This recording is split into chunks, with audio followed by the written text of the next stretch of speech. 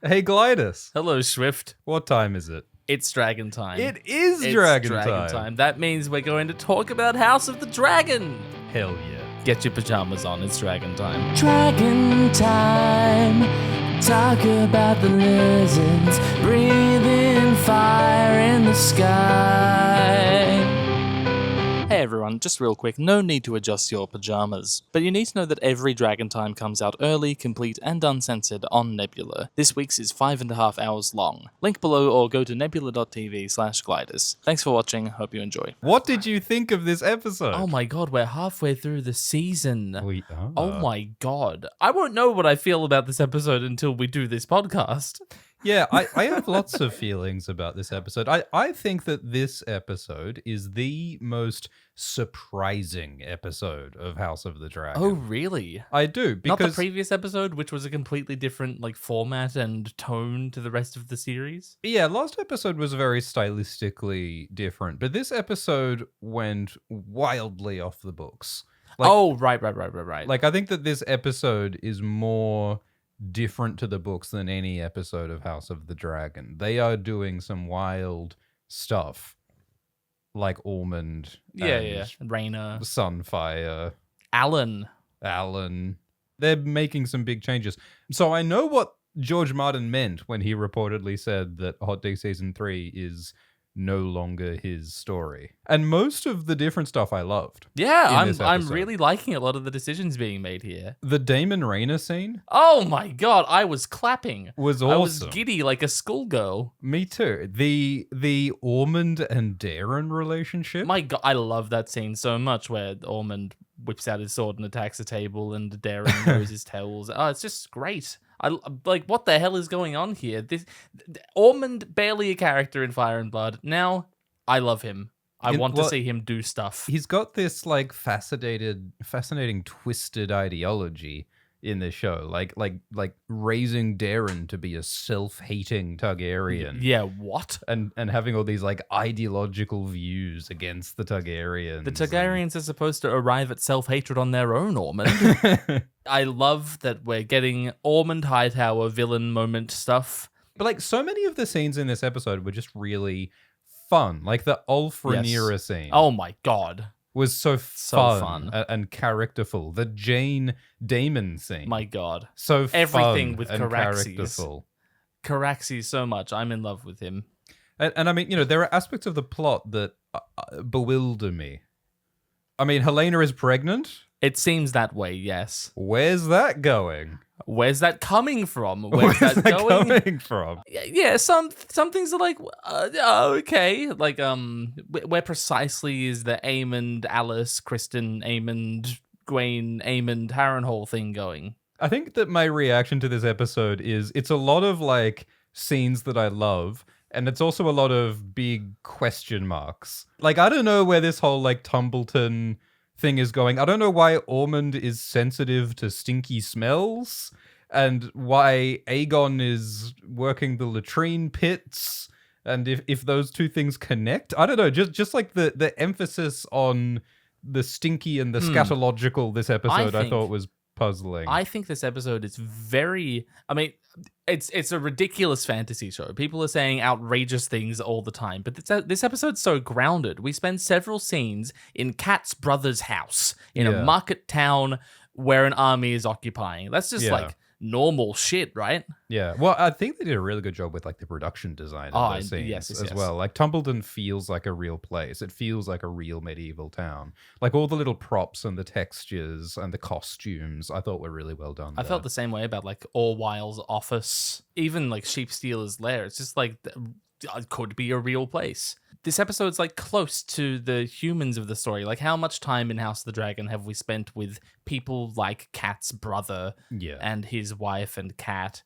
And also this episode, Aegon reminds me of Arya in A Clash of Kings, because he's at this this castle which has fallen into ruin, and there's people doing all sorts of depraved things. Humanity is being stretched out to its thinnest margins.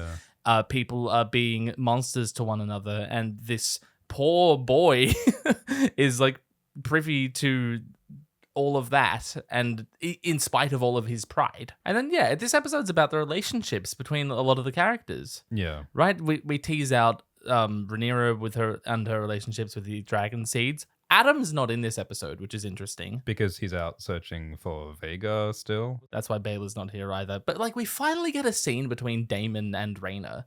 Like, that's incredible. You get the impression that it's the first time ever Daemon is talking to his daughter. Yeah. No, I thought that scene was wonderful, both from like a fantasy spectacle angle, but also from a like character performance angle. Like seeing Daemon was more shook in that scene, seeing Rhaena, than he has ever been. Yep. And it makes sense on a lot of levels for his character, I think. Challenges the foundations of what he believes was possible. And Rhaena finally got her fuck you dad moment. There's a lot of great stuff in this episode. There's a lot of great scenes. Yeah, man. I just think that like as book readers, it's a very disorienting episode. I suppose that could be. I didn't feel that way. Like I have long accepted that this isn't Fire and Blood. Yeah. And I'm fine with that. Yeah. I like House of the Dragon, actually. Yeah. So this didn't come off to me like that. It was just like, okay, cool, let's get back on the ride. There is a lot of stuff that happens at Tumbleton in the books that I really like and I find interesting. And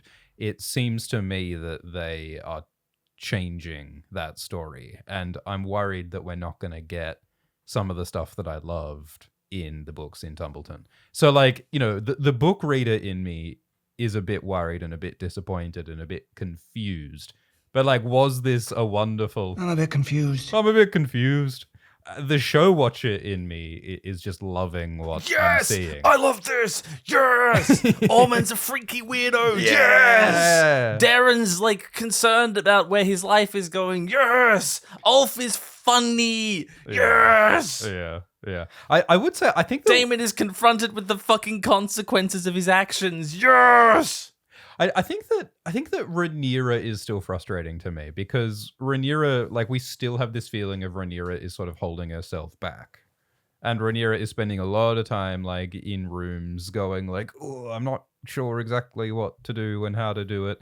It's also frustrating, I think, on a tonal level, because one of the things that happens in this episode is that a Hightower soldier tries to rape Kat. Yeah, that's not fun. This is the third rape scene in 4 episodes. There's something really depressing and upsetting about all of that. And of course, this is something that has always been present in Game of Thrones and A Song of Ice and Fire. It's trying to depict the realities of war, right? Yeah, and I think that in the books, it's something that's always counterbalanced by the heroic characters. And I feel that in this show, there is not as much of a counterbalance of like heroic characters. So I think that the feeling as a result of this show is one that's very sort of dark and grim and nihilistic. What you need is a flame in the dark, right? Yeah. You need someone being good against all odds. Yeah. We needed Jason and Baela to actually love each other.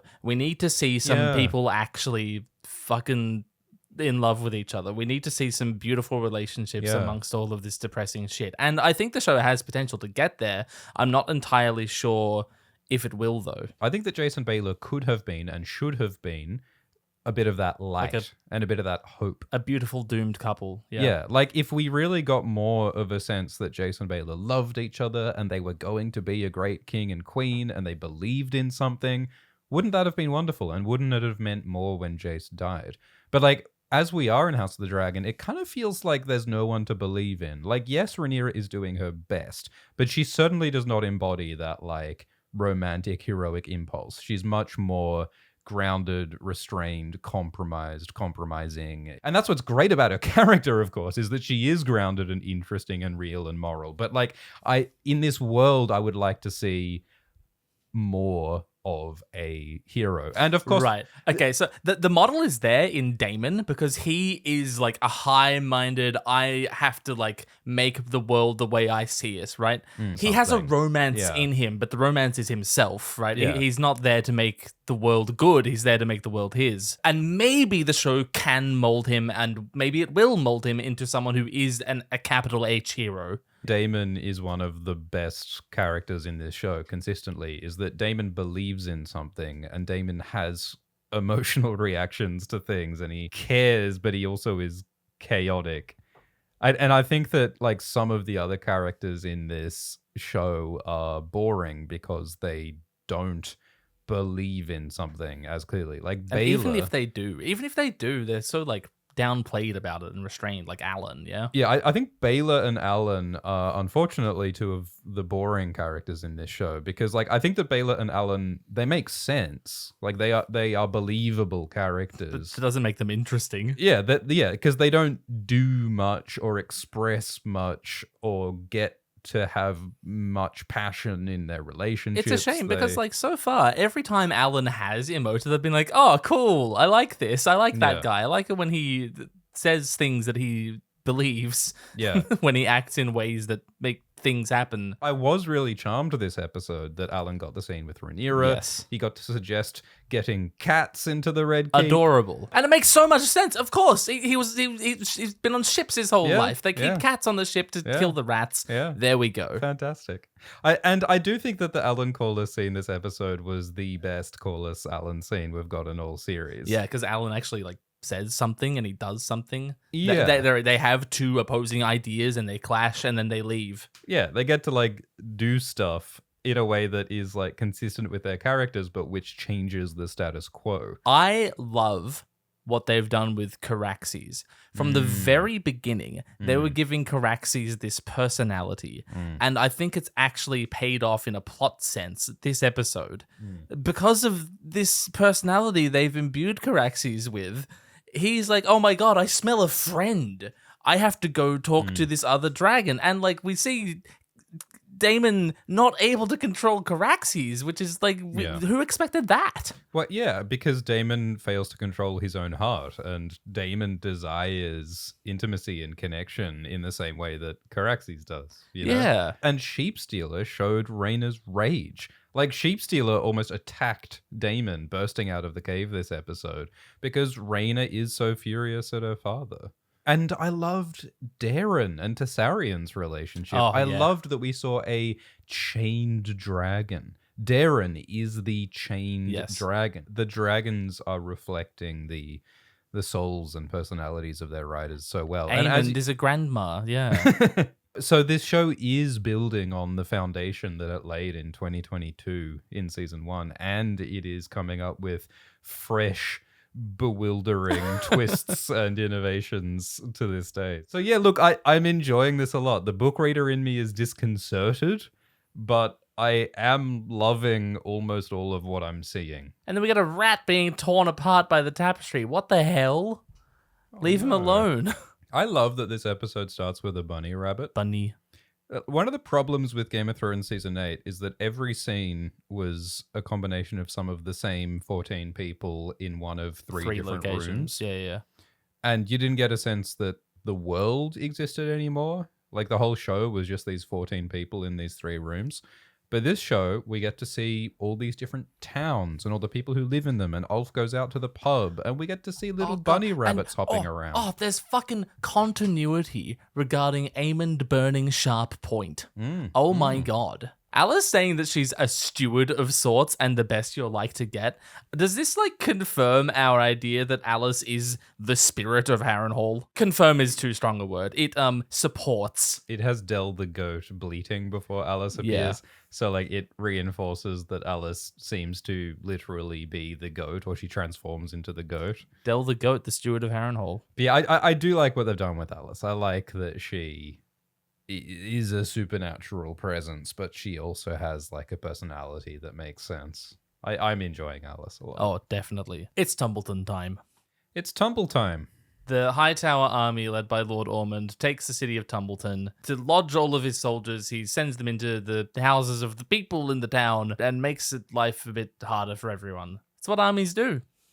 Yeah, I like how George and this show explore how there are logistical complications when you bring 15,000 men from one place to another in a time of war. Where are they going to sleep? What are they going to eat? And they show up at Kat's brother's house. Kat's unnamed brother. I wish We had a name for Kat's unnamed brother. Yeah, same, right? And 'Cause he's Kat's a major unnamed brother's character this unnamed episode. wife. Yeah. And Kat's unnamed brother's unnamed wife's daughter. Yeah. Unnamed daughter. The lord of this town is Lord Glendon Footley, who is married to Lady Sharis Footley. He's just a goofy little guy who's too nervous to really stand up to Ormond, whereas his wife Sharis says, Rhaenyra is the true queen, fuck you, Ormond. And so I love their dynamic. They're arguing about Ormond sleeping in their house and taking over their city, which, fair enough. Ormond is conducting this meeting from a bathtub. What a power move to hold a meeting from a bath. I do that all the time. So as a power move, Ormond stands up and displays his nakedness to the Footleys. He waves his high tower in their faces to I don't know put if them it's off. Waving so much. Like, he's definitely rock hard right now, yeah? Well, yeah, it's a high tower indeed. It's funny to me that he's completely hairless below the neck. Like, it must be a lot of work to manscape that much. Like, it must be a lot of work to shave off all your body hair in this medieval time while on campaign. Which, I would kind of find that a bit silly, but I think for Ormond, Yeah. this is characterization. This is showing that he It is says a like lot. a immaculate, clean freak type guy. He even flinches when Lord Footley, like, just puts his hand out. Yeah. It's, like, he's absolutely fastidious about it. Yeah, it is a strange vulnerability for sure. Yeah. So Ormond Hightower hangs dong, and he dismisses the Footleys. Bold Johnny Roxton comes up and says, "My prince," in case you haven't gotten it yet. That kid's Darren. Yeah, as we speculated, the kid who we saw with Ormond earlier is indeed Darren Targaryen, the son of King Viserys and Alicent Hightower. Is that his natural hair? It could be interesting if it's dyed hair, because Ormond is like suppressing Darren's Targaryen Yes. identity, and Ormond is or was hiding Darren and replacing him with a fake Darren. It would be so stupid if that's his natural hair color, right? Yeah, well, yeah. I mean, Darren has to be naturally blonde, because otherwise, why would the fake Darren be blonde? Yeah. Why would they fake a kid to have blonde hair to convince people he's Darren? Yeah, Unless Darren had blonde hair. Yeah. But then, like, Alicent walks into that room and immediately, like, doesn't even need to look at the kid's face. Just immediately knows that's not her son. if fake Darren had the wrong hair color, I think that would be too stupid. It's not believable that no one knows the hair color of Prince Darren. I think that yeah. Prince Darren has to be naturally blonde. I really hope that this is not Darren's natural hair color. Boris Baratheon mentioned, oh my god, remember season 1 of House of the Dragon? What a show. So in season 1, Aemond went to Storm's End and made a marriage alliance with Boros Baratheon. Aemond agreed to marry one of Boros's daughters, Floris Baratheon, was it? Oh, yeah, probably. And in return, Boros would support the Greens and send an army, except Boros has not sent an army to help the Greens, and Ormond is mad about that. Has Boris been coordinating with Aegon or Aemond or Kristen Cole or just Ormond Hightower? I mean, it sounds like he hasn't been coordinating anything with anyone because he hasn't sent an army anywhere. Yeah, it's a good question though, because like you do get the sense that the Greens and Team Black are a mess in terms of their communications. I mean, that's the trouble when the form of communication you have is birds. They haven't got email or MS Teams. It's better than They've guy got on a horse. Birds. I love Ormond's complete disdain for everybody who isn't like himself and bold John Roxton. Like he's calling Do you think Floris Baratheon a horse-faced daughter. And like the shade he throws at Boris Baratheon, the like maybe a letter with the pictures so he can understand. Oh my god. The continuity with Boris Baratheon being illiterate just brilliantly integrated, I think. Well, I also liked Ulf not being literate and Yeah, having that to was ask fun. someone to read the graffiti to him. Well, he doesn't ask. He waits for someone else to ask. Yeah. I mean, graffiti, like written propaganda, is not very useful in a world where most people can't read. Like, if Rhaenyra just decided to quietly take down the graffiti and not launch a whole brutal inquisition, which of course she didn't want it to be violent, but you know what I mean? Like, the smart thing to do is to take down the graffiti quietly rather than make a big fuss over something that 99% of people can't read. You know what I really like about that graffiti, though? It has the House Strong colors next to Yeah, it. It that has was the a Strong sigil. Beautiful touch, reminding us of Rhaenyra's bastards with Harwin Strong. Yeah. Also, seeing Luther Largent do that, like being involved in and complicit in, well, he commanded that tyranny, that treachery, that violence, and him looking that much like Harwin Strong, it makes me think like, oh, was Rhaenyra's baby daddy actually really bad? Yeah, maybe. I mean, the Gold Cloaks generally seem to be a brutal and corrupt institution, and that was the institution that Daemon led and that Harwin was a part of, and that Harwin led. Harwin was commander of the Gold Cloaks at some point in the books, at least. I think He was in the show as well. in the show. Yeah. So yeah, Harwin was like maybe not a great dude. We don't know. Ormond is the same as Daemon, because Ormond and Daemon are both these emotional men who try to restrain their outbursts, but then they go and have tantrums. They have language of law and order. Like Daemon as City Watch commander and Ormond now, they talk about we will maintain law and order through violence, but hypocritically, they both allow evil acts and commit evil acts. They both do false surrender. They both are these like martial men, and they both believe themselves to be racially superior to others. Yeah, Ormond says we Hightowers are superior to other men. And they're like trying to install their own monarch to that end. Just like how Daemon talks about how he is superior and will found an empire. Yeah, so Ormond wants to install Daeron on the throne. Daemon wants to install Rhaenyra on the throne to like signify his racial superiority, right? Yeah, and they both like clearly kind of want the power for themselves. So isn't it like great how like these two men on both sides of the war are the same? And I really love the juxtaposition, the equation of Ormond's more orderly capture of Tumbleton, the way he runs the city, the way he adjudicates crime in the city. It's very fun. It's very well done. That is put against Rhaenyra's like, oh, just go deal with it, and the Gold Cloaks bashing people down, knocking their doors in, and hurting people, probably killing people, like when they didn't have to. Yeah, well, no matter what the intentions are of the leader who's at the top, the institutions who act in the name of that leader have their own problems. So just because Rhaenyra has taken over from the Greens doesn't mean that the Gold Cloaks suddenly become good and moral. They might be worse now because they're emboldened by Daemon. So the fake Daemon plan, surely, like, was it a contingency he had for if Rhaenyra takes King's Landing and Aegon and Aemond aren't around anymore? Or did he come up with it on the spot? If he comes up with it on the spot after Rhaenyra takes King's Landing, honestly, it makes more sense that it's like a fucking weird rush, oh my god, what the fuck am I going to do sort of plan. It's pretty harebrained. But I do like this episode at Harrenhal. Gwaine says that Ormond is a stiff-necked windbag, but he's neither craven nor stupid. He will have some canny plot afoot. Yeah. He's got the fake Daeron to give him a bit more time to take a city and hold it hostage against Rhaenyra. And it's just like more time to get more time, right? Yeah, so I guess the point is that Ormond wants time for him to meet up with Aemond and Vhagar and to meet up with Boros Baratheon's army. And once he has the Baratheon army and Aemond and Vhagar, he has a force that might be able to go up against Rhaenyra. I mean, he doesn't really, because Rhaenyra has 6 dragons. But Vhagar, right? Yeah, well, he has a chance. With Vhagar, he has a chance. Vhagar plus Tessarion just being like an extra thing to deal with might tip the scale in his favor. Might. I think that the actor playing Daeron does a very good job. I also think that. Because he doesn't have a lot of words, but he really clearly communicates that he is scared of Ormond, and Ormond is his dad, basically. Yeah. So he doesn't have much choice, and he like kind of believes what Ormond is saying, but he's not comfortable with it, and he feels forced to do these brutal things, and he feels cowed and afraid, like Tessarion is chained, and he's not happy about any of this, but he's going along with it. But he's conflicted.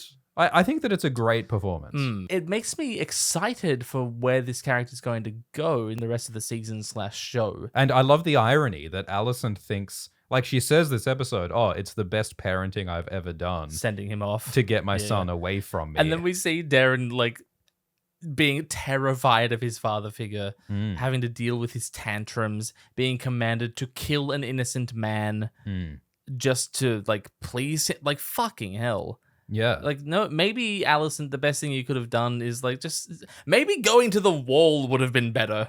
Well, I think the conclusion we have to draw is the kid may have been better off if he was raised by parents Oh. who loved him. Oh. Like that might have been best. So we get a scene at Rhaenyra's council with Rhaenyra, Orwyle, Mysaria, and they're talking about Ormond's occupation of Tumbleton. They're trying to figure out Ormond's plan as well. Yeah.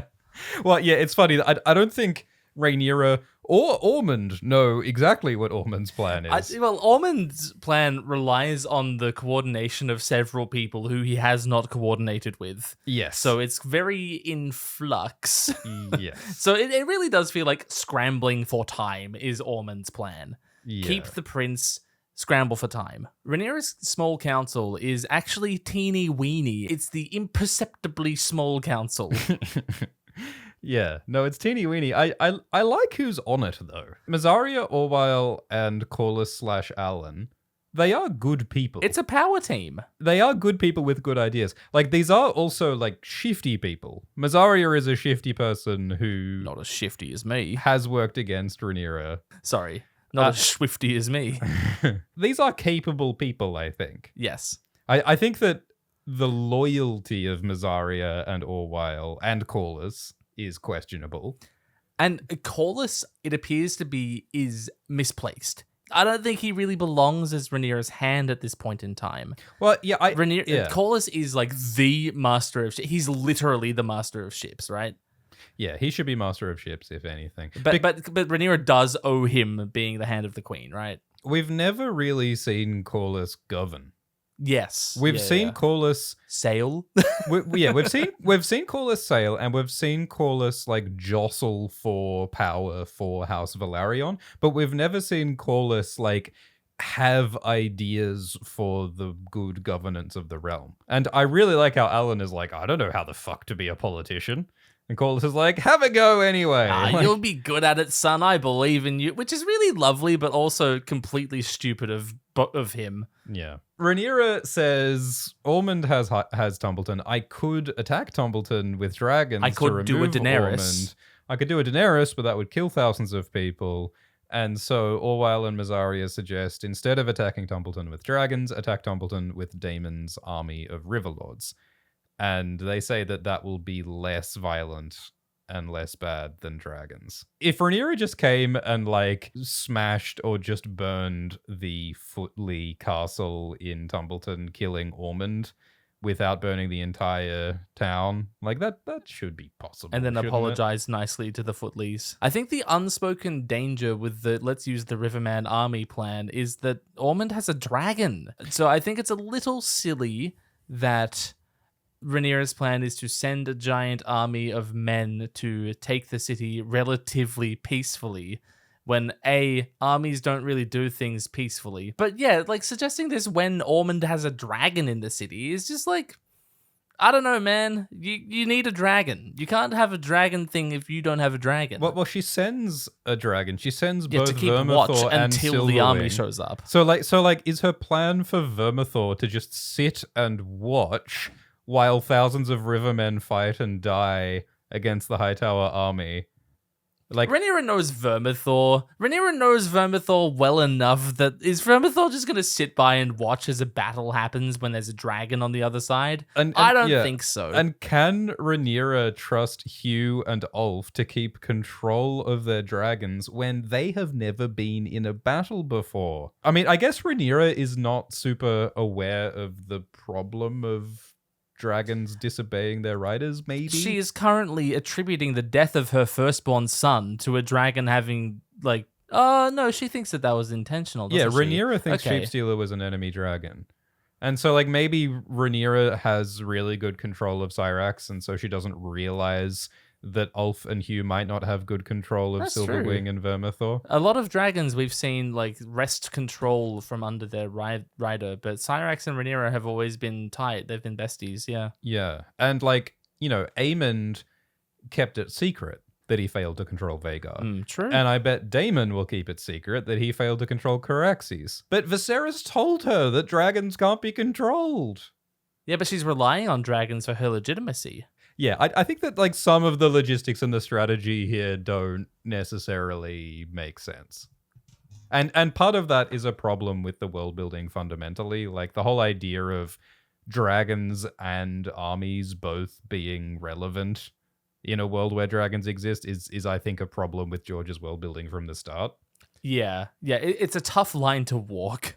Yeah, so yeah, I hope that they depict this Tumbleton situation in a way that feels like it makes sense. I really want to see Laris resurrect Sunfire. Yeah, me too. Laris uses the word resurrection. He does. in this Holy episode. shit. I need to see Laris resurrect Sunfire. Yeah, but it sounds like Sunfire, like Aegon thinks Sunfire is still alive. I guess it's more probable that Alice Rivers might resurrect Sunfire.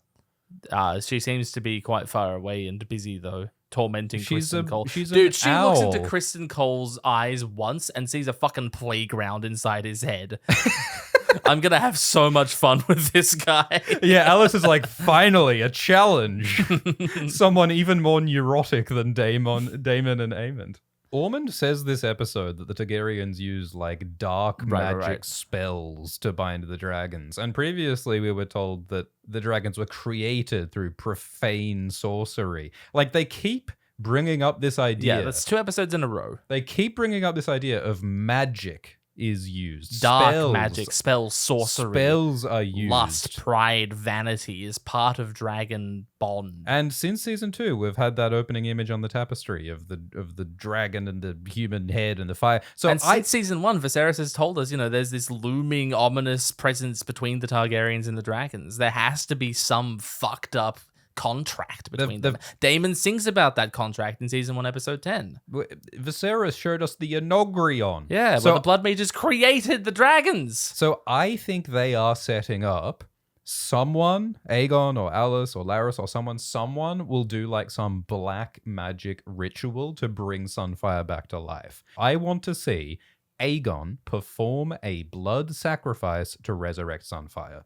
That would be so cool and scary and sickening and also like heartwarming because Aegon loves Sunfire and he calls Sunfire my boy. Yeah, it's like the one pure love he has left. Yes, it will be an act of love and a atrocity and an act of hate and an instrument of vengeance. There's so much going on there. And it ties back to like the ancientest, most esoteric details of the origins of dragons, which I think also were an act of atrocity and sacrifice and love and hate. So it's like, come on, man. I'm excited. They're going to do something cool, I swear. I hope. I pray. Look, I think that if Aegon resurrects Sunfire accidentally, I think that takes away the weight of the choice. Regardless of how funny it is, like on paper. I mean, if anyone's going I accidentally resurrected my dragon. Yeah, if anyone is going to accidentally perform a blood sacrifice to resurrect a dragon, it's Tom Glencarney. Like, what if the simple, boring truth is that Sunfire just isn't dead, and there's no resurrection nonsense, Well, wouldn't and he's that just be gonna so wake up. underwhelming? Yes, wouldn't it be absolutely. so boring and weird and underwhelming if the show's like the dragon's dead, the dragon's dead, the dragon's dead? Oh, it's fine actually. That would be so silly. I do like the idea of Puppy wakes up to save owner. That's cute, but yeah, it's like so much less than every other idea we've been talking about. Yeah. Aegon has a bond with Sunfire, and that bond might wake Sunfire up. I guess that does like have some meaning, some bearing, but come on, give me a blood magic sacrifice. Yeah. Gimme. Oh, right, the scene we were talking about. Rhaenyra says we will send the Rivermen against Tumbleton and they will root out the Hightowers house to house. That sounds messy, doesn't it? Yeah. That sounds messy. Let's invade every house in the town and kill the people who are there. It just really feels like Rhaenyra's like, hey guys, Tumbleton's a trap. So let's go and fall for the trap.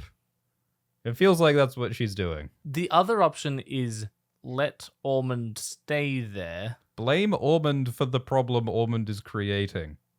Yeah, but Ormond's just going to create more problems. If the ploy is to use Tumbleton to, like, recuperate the Greens' disparate strength, They can't recuperate if you block their supply lines. Oh, true. Mazaria says, yo, Rhaenyra, you should name a Master of Coin so that we don't get blamed for not having any money, and he gets blamed for not having any money, which is hilarious. It is hilarious, and I think that it makes sense from Mazaria's perspective because she's an outsider and she's a saboteur. And she's someone who's good at like bringing down institutions from the outside. And so she's like, we'll pin it on this scapegoat. But what Mazaria doesn't realize is that she is the government now. Yes. And if the government gets blamed for stuff, that's bad because she's the government, you know? So like Mazaria is a good like rebel. The Master of Coin is also the government Mazaria. Yeah, Like yeah. it's all the same thing. But But it does make sense, like, it's that guy, the Master of Coin, who's the problem. It's just, if we get rid of him, it'll be fine again, instead of the Queen, I guess is the idea. I mean, it's like the idea of having a prime minister so that the king doesn't get beheaded every time there's an economic crisis. I love how Rhaenyra is like, well, I met a fat man yesterday. Maybe he we was should really put him mean in to me." charge of all of our money. That's really funny. Well, I think it's because Mazaria brings up the idea of pinning the problems on a guy, and Rhaenyra's like, this guy was a dick to me. Let's put him in charge of the money so that I can be a dick back to him.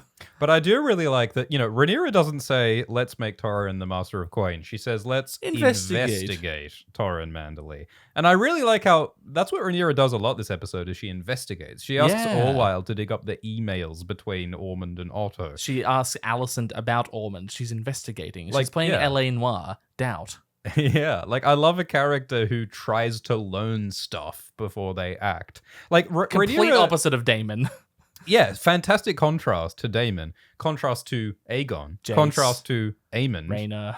Like, yeah, it's great because Rhaenyra's an adult. Like, we finally have an adult in charge. And she's trying to be smart and make good decisions. And again, like, it's not always fun to watch a main character who is very hesitant.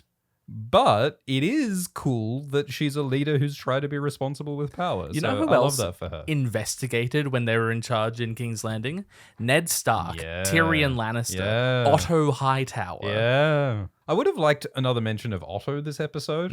Like, I wish Rhaenyra just said, oh, fuck, I wish we didn't kill Otto because he would be able to give us so much she more can't insight. say that, though. She about all cannot of say this. that. Well, yeah, just to herself. Just Yeah. privately. Like, she should be going, fuck. Like, Or maybe to Daemon. If she said that to Daemon, that would be pretty huge. Like, Yeah, fuck, we shouldn't have killed Otto. And Daemon's like, of course we had to kill Otto. He's a rat. yeah, well, yeah, Daemon pressured Rhaenyra into killing Otto in the first place. Killing him so- was the best thing you've ever done. Yes, yeah, that is a scene. Like, I'm seeing that scene in my head. That could have been a scene. Rhaenyra goes to Alicent and says, who is this Ormond guy? Who Ormond? Why Ormond? How does he feel about smells? What are Ormond's 3 least favorite smells? So Alicent is Ormond's cousin, and Alicent says she doesn't know Ormond because she's barely met him. Yes, Alicent was taken to court by Otto when Otto became Hand of the King, which was fucking ages ago. So it makes sense that Alicent doesn't really know Ormond. It does make sense. It also annoys me because we've had multiple scenes now where Rhaenyra says, tell me what your family's up to. And Alicent says, I don't know. How could I know? I don't know anything. And I'm just sitting there going like, what is the point of this scene then? How many scenes do we need to have of Alicent saying, I don't know anything. It's just my family's regime. I don't know. And like, they did show us last season that Alicent was alienated and had no power. So it does make some sense, but it's just a little frustrating in one note. Quite funny that Rhaenyra keeps coming to Alicent, even though every time she says, I don't know. I wasn't there for any of it. Yeah.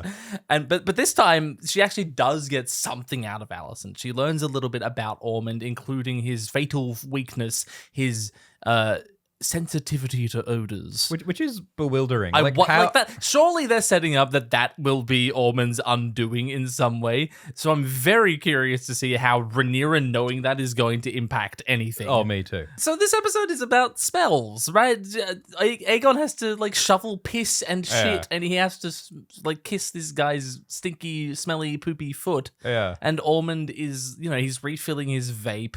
And he's, he gets annoyed when a guy gestures at him. Yeah, it's all terribly strange. And Sniffy. it has to pay off somehow. It's sniffy stuff. Hey, so Alicent's wearing a blue dress. Helena's wearing a blue dress. Jaehaera's wearing a blue dress. I think the thing about the blue is that it's not green. Like Yes. green was a symbol of Alicent's Hightower loyalty. And Yeah, it's the color that the Hightower flames yeah, when they've gone to war.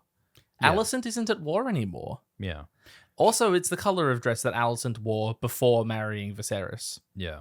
It's Alicent returning to Alicent, I think. I really like that we get to see Helena and Helena's daughter Jaehaera. I fucking love seeing them over there by that tree. Helena next to the weirwood in the Godswood? Are you kidding? Yeah, Rhaenyra looks to Helena and Jaehaera and asks Alicent, did it pain you to send your child away?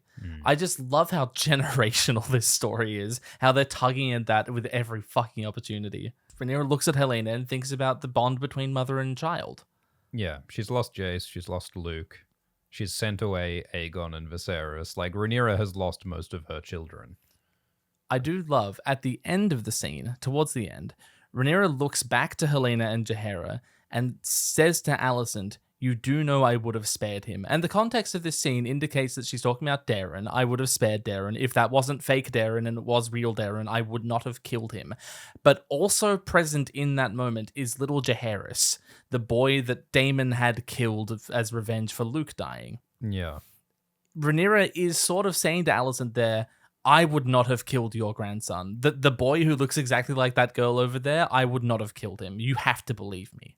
One of the three things that Rhaenyra is saying there is what gets Alicent to tell her about Ormond's fatal weakness. it's kind of absurd that we are believing that Alicent is helping to have her kids murdered. Well, as Rhaenyra said last episode, Daeron does not share the crimes of his brothers. Aegon and Aemond are horrific. They are monsters. Aegon is a rapist, and Aemond just murdered mass so murderer, many yeah. people.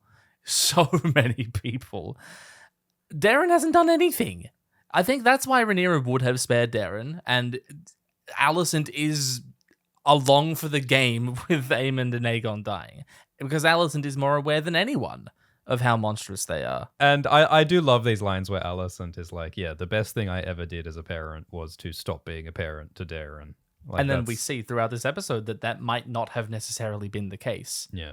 I really like when Alicent says that she waged a battle to get Daeron sent away. So the implication is that Viserys disagreed and Viserys wanted to keep Daeron at King's Landing. It's just funny, isn't it? That Viserys was like, no, we must raise my son here in King's Landing. And then Viserys proceeds to ignore his sons for the entirety of their on-screen I have lives. sons? I have other children? We didn't mention this. Ormond says that he has to have acceptable lodgings when he's talking about the Footleys, cast. Like, he's in this ridiculously ornate room. He's having a bathtub in the middle of a meeting. And he says, this place is all right, I guess. This place is fine. It's acceptable. Ormond spent his entire life in the High Tower. So he's probably used to the most resplendent shit imaginable.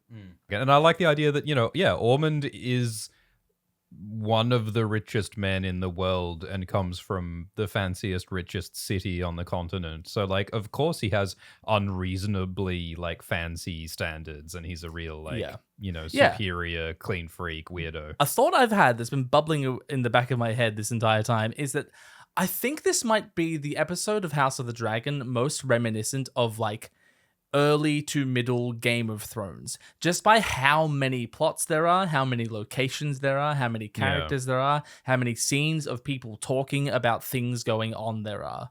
Yeah. I think that it hit me like season 3 of Game of Thrones. Yeah, I agree. I mean, I loved seeing the Eyrie.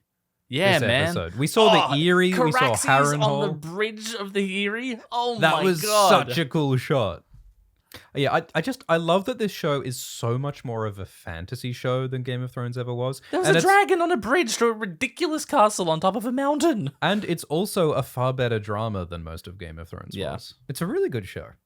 I like House of the Dragon. I think it's really interesting that Alicent says that Gawain thought Ormond yeah. cruel. Yeah. But I wonder, who else did Gawain think was cruel? Probably Alicent.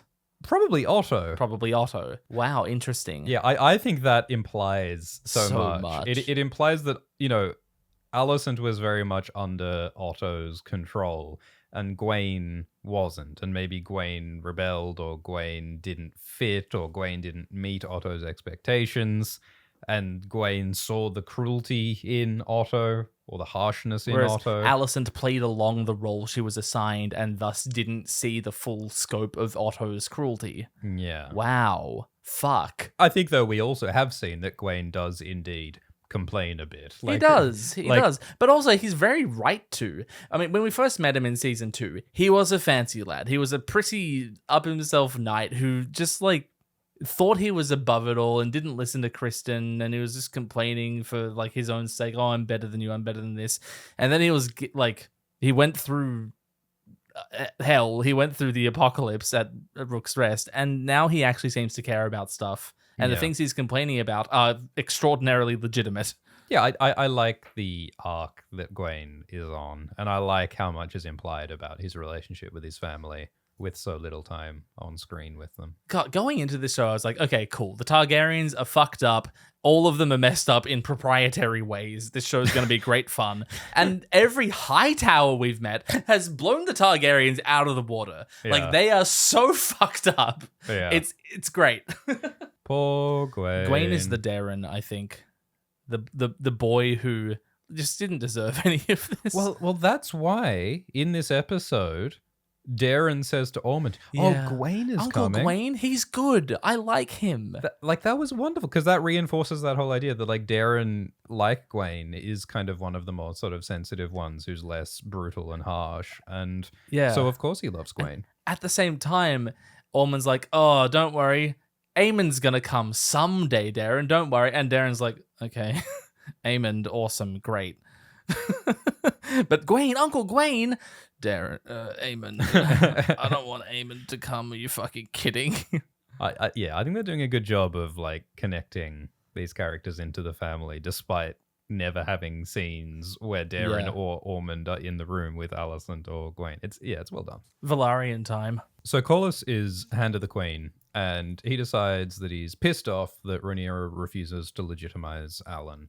And so he does what he has often done, which is Leave. gone away to fight pirates. Leave. Do some stupid battle with some pirates. It'll be fun. Don't worry about it. Every time he has feelings that he doesn't like, he goes and kills pirates. Yeah, it's his only outlet. Men and their coping strategies, huh? Corlys has also correctly identified that he is useless as Rhaenyra's hand.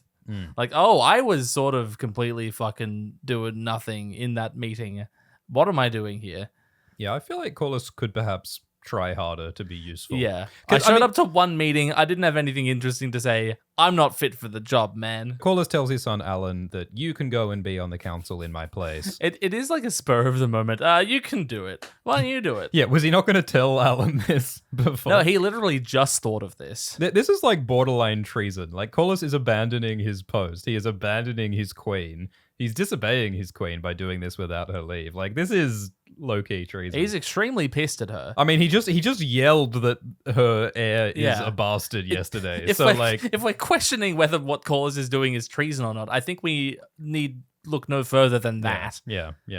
So Corlys, I think he's like, I know what'll really piss her off. I'm going to put you in her council chamber. Yeah. That'll remind her of what she's done to me, and it will piss her off. But I think all that's coming of it is Rhaenyra realizing, oh, Alan's actually, like, cool, and he's good, and he could be useful. Like that idea, cats to kill the rats, genius. No one could have thought of that. Brilliant. Not even Otto Hightower.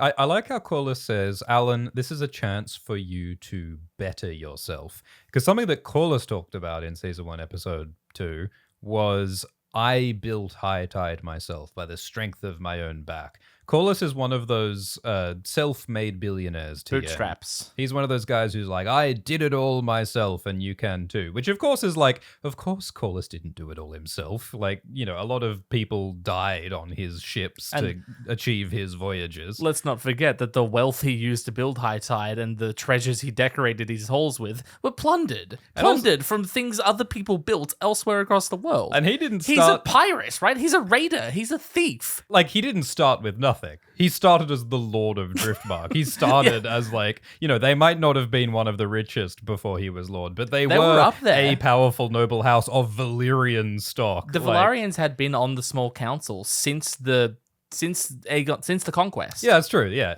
So his family had been close to the royalty for generations. For a century. So like I think it's that sort of the myth of the self-made man More than that a century. Corlys is evoking and is projecting onto his son, which is a shitty thing to do, I think. I his mean, bastard son, who he gave nothing until last week. so it's a bit of that like bullshit, dad crap. Absolutely. And what Rhaenyra says about fathers in the next scene is of course Alan's going to identify with that. Yeah. What I really love about this, and this is not something I was expecting to encounter in this episode of House of the Dragon, is that this Hand of the King is going off to do war stuff and leaves his son, who he sees as a bastard, as the actual Hand of the King while he's gone. This is a Tywin Tyrion parallel. Holy shit. But he says, like, Rhaenyra doesn't need a man of the sea because her power is suited with dragons. So I'll leave my son, my first mate, my ship captain guy, my man of the sea to help her instead. Oh, it's like nonsense. He's full of shit. He's so full of shit. Oh, absolutely. I mean, Rhaenyra says there are other men who Corlys could have sent on this mission. And the most obvious person to send on the mission to kill pirates is Alan. Yeah, Alan should go off and do this, and Corlys should stay and be the Hand of the Queen because he's the Hand of the Queen. I want to highlight how great Corlys looks in his armor and how bad Alan looks in his costume. This outfit has always looked like pajamas to me. Yeah, I think that is a very unflattering, ugly costume that they've put Abubakar Salim in. Corlys rides off on a horse, and I bet he's upset that it's not a seahorse. Stupid jokes. Stupid. Are they just abandoning the carriage? Well, they're here now. Why don't they bring the horses?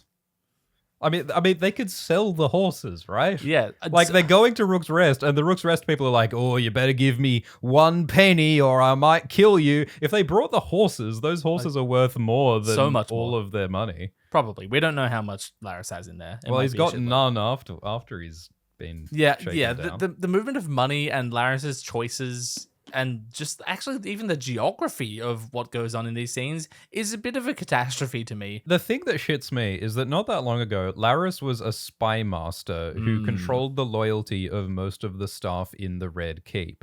And additionally, prior to that, he had a crack team of mute arsonists who did his bidding. So Larys had dozens or hundreds of people in his employ, and now he has nobody helping him in his hour of need. Are you telling me that, like, all of those people in the Red Keep, like, he's not able to contact or hire or bring any of those people? That's ridiculous. We know for a fact He's a that he spy still has master. people working for him in the Red Keep. Damon met one of them last episode.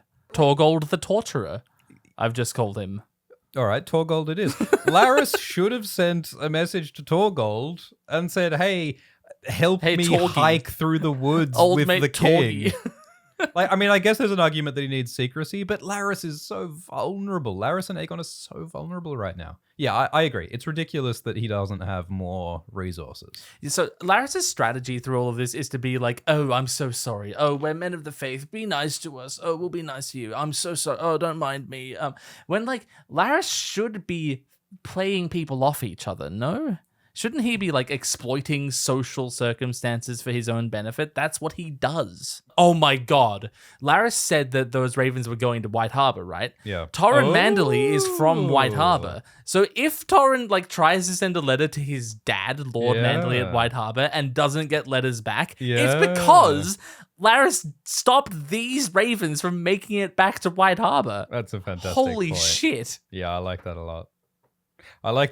But you know what else that means is that all these ravens mean that Larys has the means to send messages to King's Landing and to lots of other places, True. and he doesn't. True. That's stupid. Oh, he should definitely be doing that right Larys now. the Spy Master should definitely be at least trying to send a message with those ravens that he has to King's Landing and to the other places the ravens go. Aegon says, it's dragon time. It's dragon time. Welcome to the show, Aegon.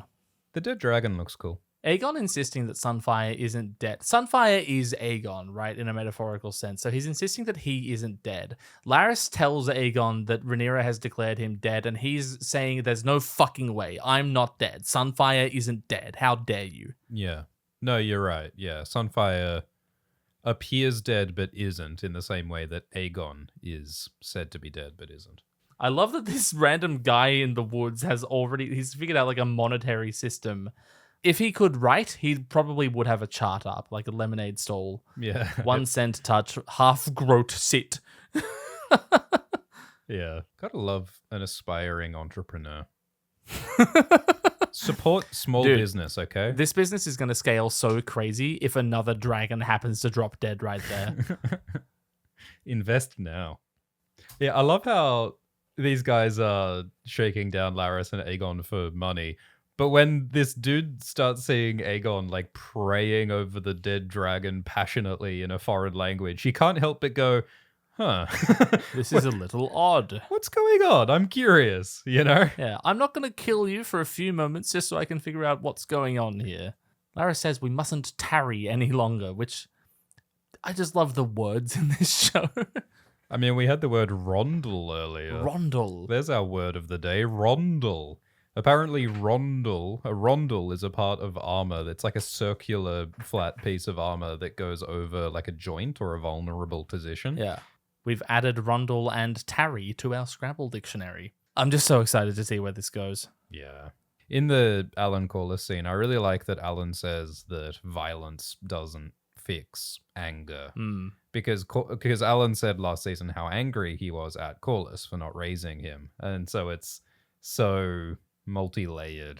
Yeah, if Alan was more like Corliss, then Alan's response to his anger would have been violence, right? Well, Corliss has Or had, to leave and fight some pirates. Corliss has had the privilege of being able to choose to go and do a war whenever he wants, but Alan did not have the option of doing that, so he had to learn other ways of dealing with his anger. Namely, standing around and being grumpy. Yeah, that's mostly it. Just brooding, just fuming, like Jon Snow. Criston Cole's army approaches Harrenhal. I love how Harrenhal looks in this show. Oh, yeah. It looks huge, and it looks ruined, and it looks haunted. I mean, it's just been reburnt by Vhagar, right? Yeah. I do love the first time Alice speaks, it almost feels like Criston and his army are being spoken to by the castle because she's not on screen. There's no one around. They can't see anyone. And this voice just comes out at them saying, "Are you lost?" Yeah. And like, if you're at Harrenhal in this condition, the answer is yes, you are lost. And I love that she's so magical and spooky, but also has such a sense of humor. It is so kind of fun and goofy. I like how Alice is wearing fancier clothes now. And Yeah, she's wearing, inherited Simon's wardrobe. Yeah. And like the jewelry and stuff. So it feels like she has like taken on new power and new confidence now that everyone else is gone. Yeah, she's like taken over as the power of Harrenhal, yeah? So she's kind of getting what she wanted. Like when she told Daemon that she wants Harrenhal, it seems like she's taken it. Yeah. And so we got to know what happened with her and Aemond. Because last we saw Aemond was taking the castle and Aemond was wounded and begging Alice for help. And now Alice says he's fled. And she's in charge. Like, how did that happen? There? What happened there? Did Aemond choose to leave? Did Alice do something with him? Is he still here under her control? Or, like, are they plotting together or something? It's a real tease to not show us any of that this episode. I will be disappointed if Aemond and Vhagar genuinely did just fly off somewhere. Yeah, I think Alice is doing something, right? Yeah. There has to be more to it than Aemond left. Yeah. Like, Alice just healed him and sent him on his way. That doesn't sound right. Oh, yeah. Alice wants to get something from Aemond, yeah? Shenanigans must be afoot. And Alice does present herself as the steward of Harrenhal, a steward of sorts. I think, like, I'm so confident that she is the spirit of Harrenhal. She is the ghost of Harrenhal. Yeah, the goat of Harrenhal. Yeah. Because Del the goat bleats before we see her, reinforcing again that they are one and the same. Indeed. You know, her sort of rising control of Harrenhal it does show how the death of Simon and the Gormless sons and Damon and Aemon's attacks on Harrenhal, they have empowered Alice more. Like, every time one of these people is killed, that's one fewer rival for her control of Harrenhal. Their blood feeds her power, just like a weirwood. What has every other woman wanted in this show? To be Freedom. left alone. Freedom. Yeah. I think that's what Alice is. Yeah. Alice just wants the freedom of Harrenhal, the freedom from these, and like not even Harrenhal, but the land of Harrenhal, the Weirwood Grove of Harrenhal, yeah? Because Harrenhal itself is an affront to that Weirwood Grove. It was built on Yeah. the side of it. It was chopped down to make room for it. Yeah. Well, that is the curse, is that Harrenhal is not the natural state of being that Alice wants. Like, the natural state of being is the Weirwood Grove that was destroyed, and now there's just this twisted, charred gravestone. I think the other way to think about a ghost is that a ghost has unfinished business. And if the ghost concludes its unfinished business, then it can move on to the next plane. So maybe there is some thing that Alice needs to do. Is Alicent sacrificing her sons not also a blood sacrifice, like in the same vein, and like it's the price of her freedom or something? Yeah, it's King's blood. Yeah, man. Damon walked into this castle. Aemond walked into this castle. Kristen walked into this castle. All the most like violent, warlike men have walked into this castle, and they've all been disconcerted and disappointed and confused. And like the point is that Harrenhal is the result of war. Like what you get after dedicating your life to conquest is a blasted, burned, empty ruin. This ruined, twisted mess. Yeah, the whole point is that a life of conquest and war and building up your legacy through violence, it gets you nothing. Corlys. Yeah, well, yeah. I mean, his castle, High Tide, is burned, like Harrenhal is burned. I so hope we get to see it at some point. So the point of Harrenhal is the pointlessness of violence and ambition. And so it's a very appropriate place for all these men to visit. Kristen and Gawain are like, well, fuck, because they've been trudging across the continent to get to Harrenhal, hoping to meet up with Aemond to make a force that can together defeat the River Lords. But now Aemond is mysteriously gone, so Gawain's like, all right, well, we got to go meet up with Ormond. We got to give up on this campaign. But Kristen is saying, I can't give up, because if the Greens surrender, and it's looking like they might have to, Kristen is saying, like, Gawain, like, if we lose this war, you will probably get to go home to your comfortable home in Old Town. But Kristen will not survive if he loses this war. He is a low-born man. There's no castle for him to go home and to. To that end, he illustrates that his past was, his fortune came at the favor of some unrelated lord. Yeah, so they're doing a class thing again, where, like, as a fancy highborn lad from a big, great family, Gawain is kind of safe from the war in a way that Kristen will never be. I don't know how true that is, because Gawain, I assume, has just learnt that his father got beheaded. Yeah. So how safe does Gawain feel right now? Well, he's less safe than he's ever been, but he's more safe than Kristen has ever been. Yeah, true. And that's the point. Like, there's a difference in like their status socially.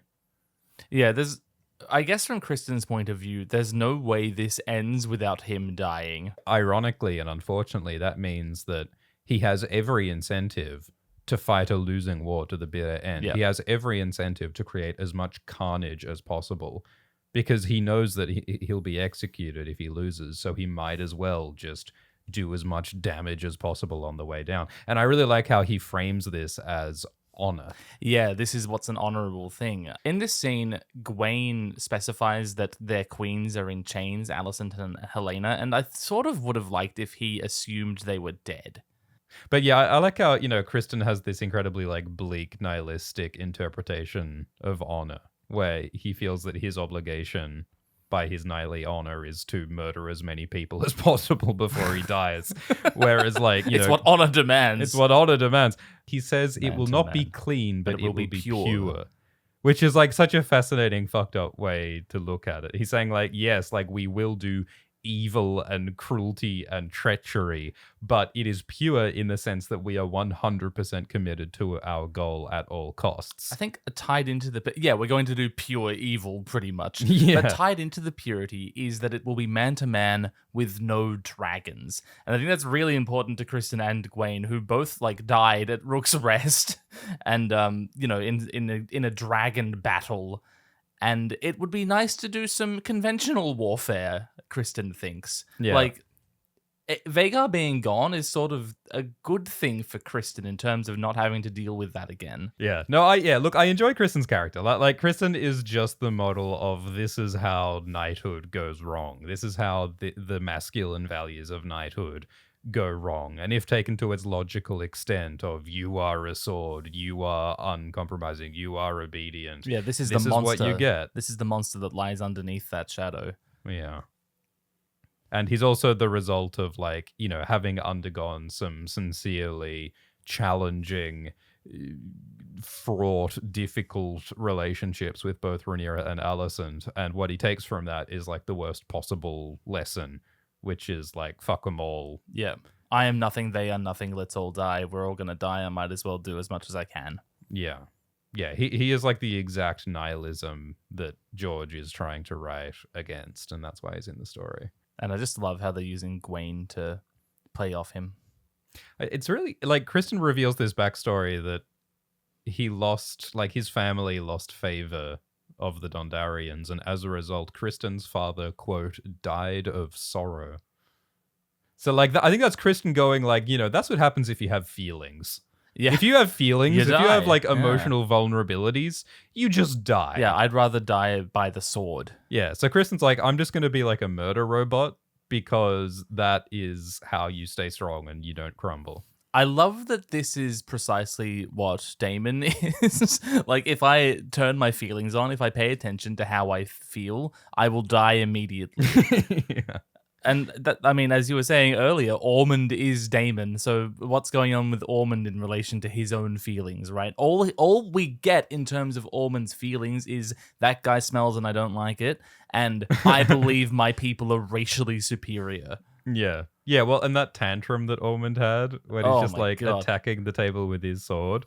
Like, that is how desperate Ormond is to not experience a feeling. That is such a great way to say it. Like, if I have feelings, I'll die. Because I think that is what it feels like in the moments of like the deepest like anxiety and despair and depression and fear. Like, what it feels like is, if I allow myself to feel my feelings, I will die. That's such a great way to say it, and that is so like what Kristen is. He has not gotten over what happened years ago with Rhaenyra and breaking his oaths, and he has refused to process it or confront it ever since. Every time he actually does feel something, he immediately projects it onto something else. Like when he felt bad about Jaehaerys dying and he made it Arik Cargill's fault. Yeah. And I think like the gender of it is that while these men have been avoiding their feelings and like externalizing their feelings into violence, the women have been feeling feelings all along, right? Like the women have been responsible for like the emotional upkeep of the men around them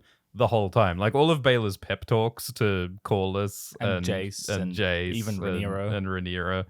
And like Alicent has been like the emotional punching bag for everyone around her Their for entire decades. life. Yep. Yeah, so it's like that gender thing of like the women have to carry all the emotional burdens while the men just sort of lash out.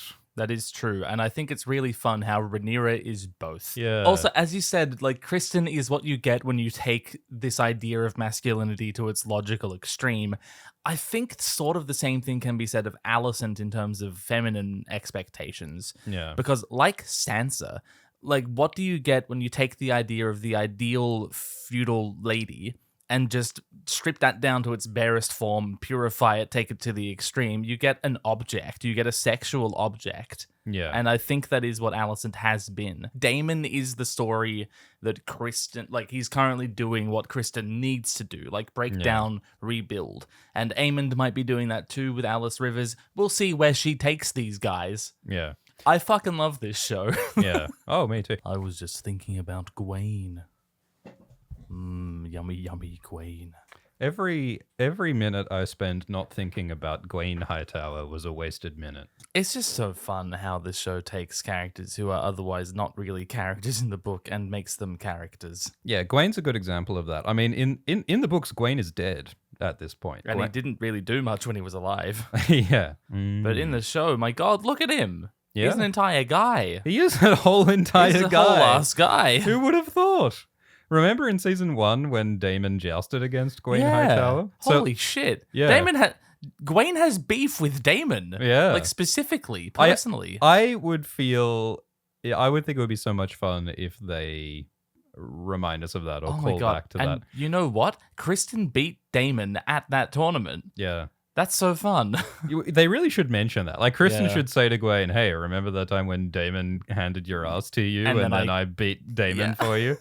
To be clear, this was in season 1, episode 1, and Gwen wasn't cast at the time. Yeah, that wasn't Freddie Fox. And so all we saw was an actor wearing like a big Goofy great helm. castle-shaped helmet. Yeah, it was hilarious. Wouldn't it be awesome if that castle-shaped helm made a reappearance? That'd be hilarious. If Gwen puts on that helmet before a battle, I will scream. Let us become wraiths with fear as our standard. That is an extremely cool line. That's insane.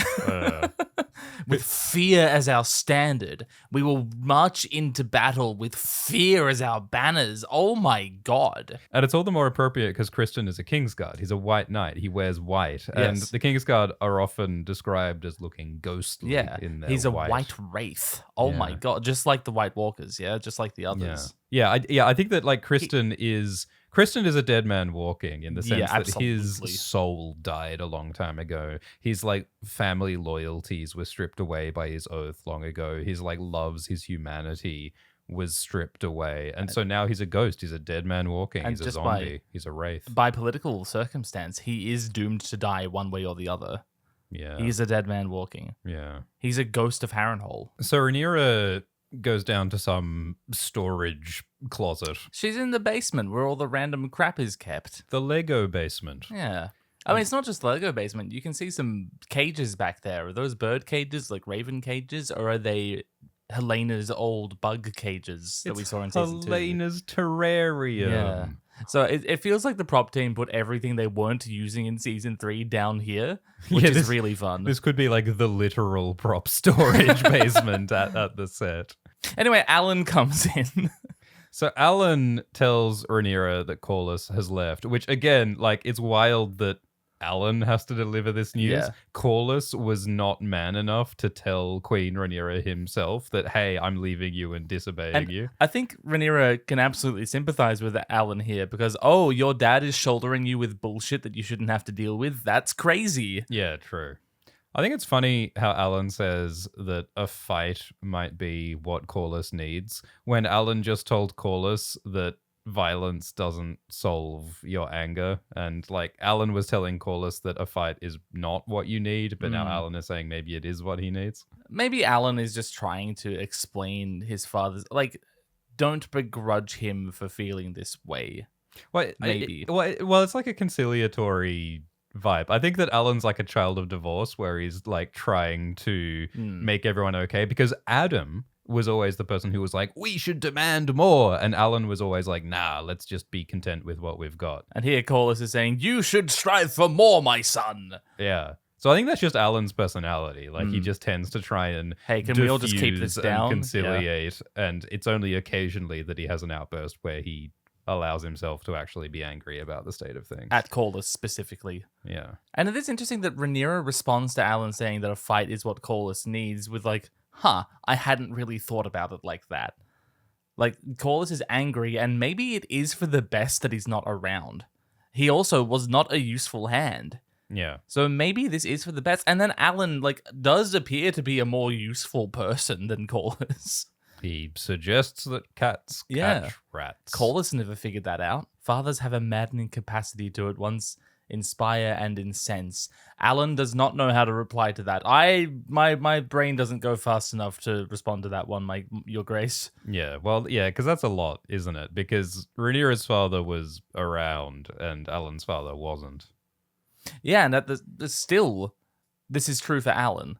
Yeah. Corlys is inspiring and incensing. I love him and I hate him. He's everything I want to be, and also I hope I never turn out anything like that guy. I see a bunch of rats on the miniature, which like is the most direct symbolism possible, showing like the corruption and the infestation of evil men in King's Landing and in the realm in general. Subtlety is for cowards.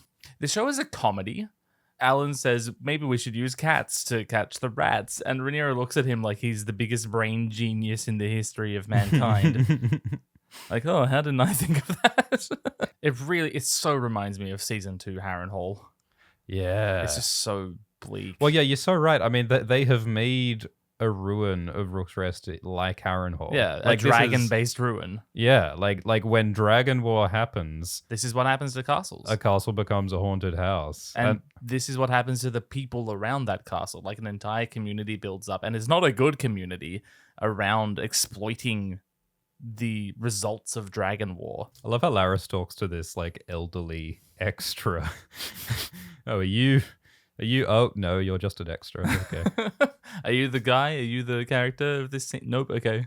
I love how Janos's introduction is, are you river folk? I hate river folk. I think that racism is a theme of this episode, because we also have Ormond claiming that Hightowers are racially superior to dirty Targaryen And, dragon blood. Kristen refers to Oscar Tully's army as river scum. We have to prevent the river scum from reaching King's Landing. I like that this other guy, what's his name? Tangletongue? Tom Tangletongue. Yeah, Tom Tangletongue. He has a Tangletongue, he has a stammer, but also the word he stammers over is dragon. He doesn't want to say the word dragon. He can't. It's a fearful word. Yeah. They live in the corpse of Melis. Yeah.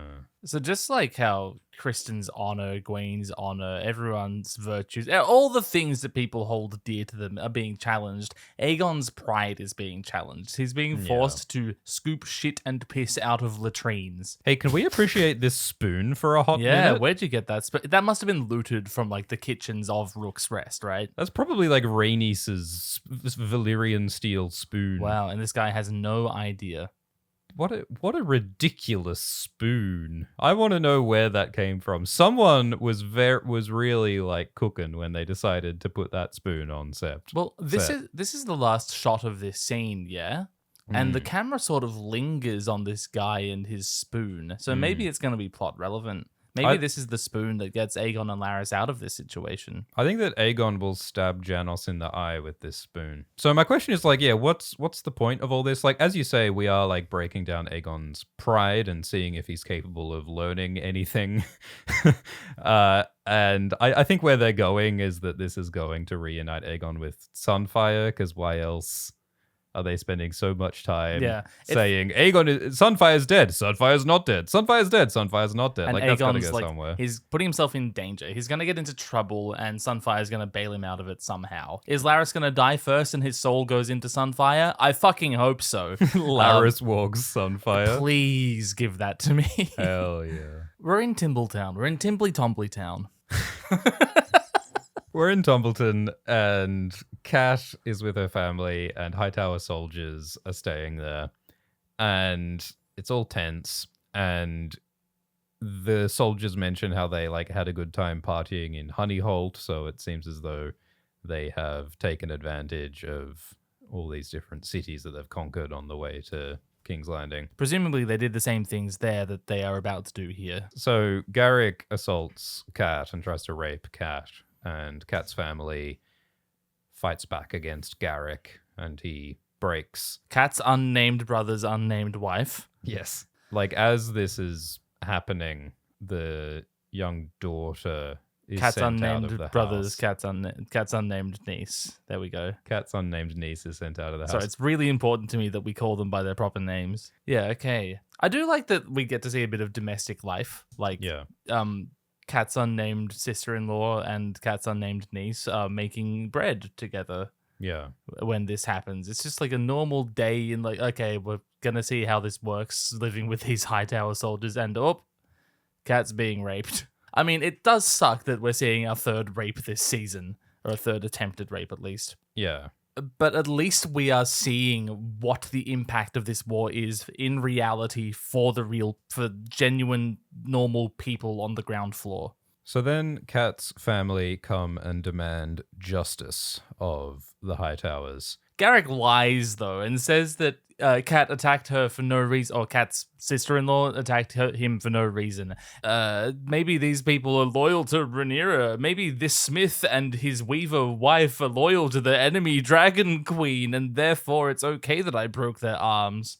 Yeah, Garrick thinks that he'll get away with it, like how the men in Kristen and Gwen's army think they can get away with it. But Ormond is more attentive to how things look, right? We see the common folk of Tumbleton looking on, and he says to Darren at the end of the scene that, we have to keep a firm grip, tensions are high. I do believe that Ormond does have Garrick gelded and his arm broken. I do believe that the punishment is doled out. Like, that's not shown, but I feel it in my bones that he did that. I think that Ormond does think himself moral, and that this is the correct thing to do to someone who does this sort of thing.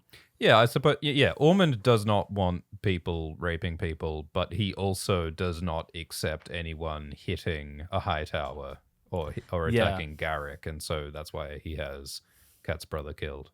So yeah, I like how Ormond is presenting a different kind of political and moral perspective to the other characters we've seen. And it's a very real one, right? Because of course definitely. there are very, very many evil men in the world who use the language of law and order and the language of civility and correctness and moral values without actually abiding by morality. Ormond desires perfection, and he wants Darren, like, he's not going to say this, but he wants Darren to be a god. And throughout all these scenes, the camera focuses a lot on Darren. Yeah, it's about his reaction. Like, what is the young prince that Ormond is gearing up to become a fucking king? How does he feel about any of this? Does he, like, Darren appears to admire Ormond's actions in this scene particularly. Yeah, but Darren is also afraid of Ormond. Yeah. And is not comfortable with having to execute Kat's brother. Fathers have an insensate capability to incense and inspire. Yeah, you're so right. This is another because father-son Allison tells relationship. us this episode that Ormond is Darren's father, essentially. Yeah. Rhaenyra is looking at the big board in the council room, the map board, and wondering how the fuck magnets work. I was wondering about that. How do they make these magnetic tokens? Well, magnets are naturally occurring. There are magnetic materials that just appear on Earth. Yeah. But I don't know about like carving them into discs and making a magnetic board, like fridge magnet board. Yeah, like I guess they've just like glued naturally. Well, glued? Like they've attached they've somehow attached these like naturally occurring magnets to these artificial coin tokens. Yeah, and this board is just made of a ferrous enough material to attract the magnets. Look, I wouldn't be too surprised if the Citadel knows a little bit about how magnets work. I like this sort of tinnitus whine that plays over this close shot of Rhaenyra. As she's trying to figure out where Tumbleton is. How intimately familiar is Rhaenyra with the map of Westeros? Yeah. Do you think she's still on her period? I mean, probably, right? This is probably like the next day, so I'd think so. Yeah. She's thinking, I hate risk. Hugh Hammer walks in and asks Rhaenyra, hey, why aren't I watching over Tumbleton? That's where my wife is, and I love her. And Rhaenyra says that she sent Ulf instead of Hugh because Ulf is not emotionally involved in Tumbleton, which I think is really smart. I really like how Rhaenyra made a deliberate choice to not send Hugh because he might do something rash. Because like this is one of the recurring themes in this story is love versus duty. It's hard to do your duty and to do the moral thing that's required when you're emotionally involved. And Hugh's like, send me instead. And Rhaenyra's like, okay, I changed my mind. You can go. Well, you can take turns. Yeah. She makes a little compromise. I still think like Rhaenyra should tell Hugh, just like swoop down on the castle in Tumbleton and like drop a rock on it and drop a stink bomb. Yeah. If you can get Vermithor to do a dragon poop. Yeah, a big fart on the castle. A big dragon fart on Tumbleton, that would be great. Ulf sees some graffiti. He doesn't want to say, I can't read, what does that say? So he eavesdrops on someone else saying that. A bit of a crowd has gathered around, and I really love the expression of this guy on the right who's like looking and going, oh, I don't know how to read, but that sure looks like some big words. Oh, yeah, that looks Oh, important. And I can tell from context that is some spicy stuff. And I can tell from the context of the guy next to me wearing that sort of clothing that he probably knows how to read. And like, look at his hat. He obviously knows how to read. That is the hat of a literate man. Indeed. But yeah, it says Queen of Bastards and there's a strong sigil next to it. So someone's saying Rhaenyra is a Queen of Bastards and that Aegon should be king, actually. Because or whichever. Choose your other Targaryen monarch, just not Rhaenyra. Because her sons, Jace, Luke, and Joff, were the bastard children of Harwin Strong, making them illegitimate. I fucking love that the strong colors are there. Yeah. What a cool detail. Yeah. It does require that whoever did this had like 4 different colors of paint on them. So that's commitment. Impressive stuff. Yeah. He says more god than man, and he sort of grabs his fat belly while he's saying he's more god than man. That's fantastic. Ulf Sure. returns to his local haunt, the tavern he used to frequent. And it's fun. It's fun to see Ulf back in his natural habitat, having changed, having become a dragon lord. More god than man, pat, pat, your big fat beer belly. He's gone all the way around the Campbellian story circle. He's gone there and back again. I don't think Ulf's done quite yet. But like Frodo, well, he thinks he has. Yeah, true.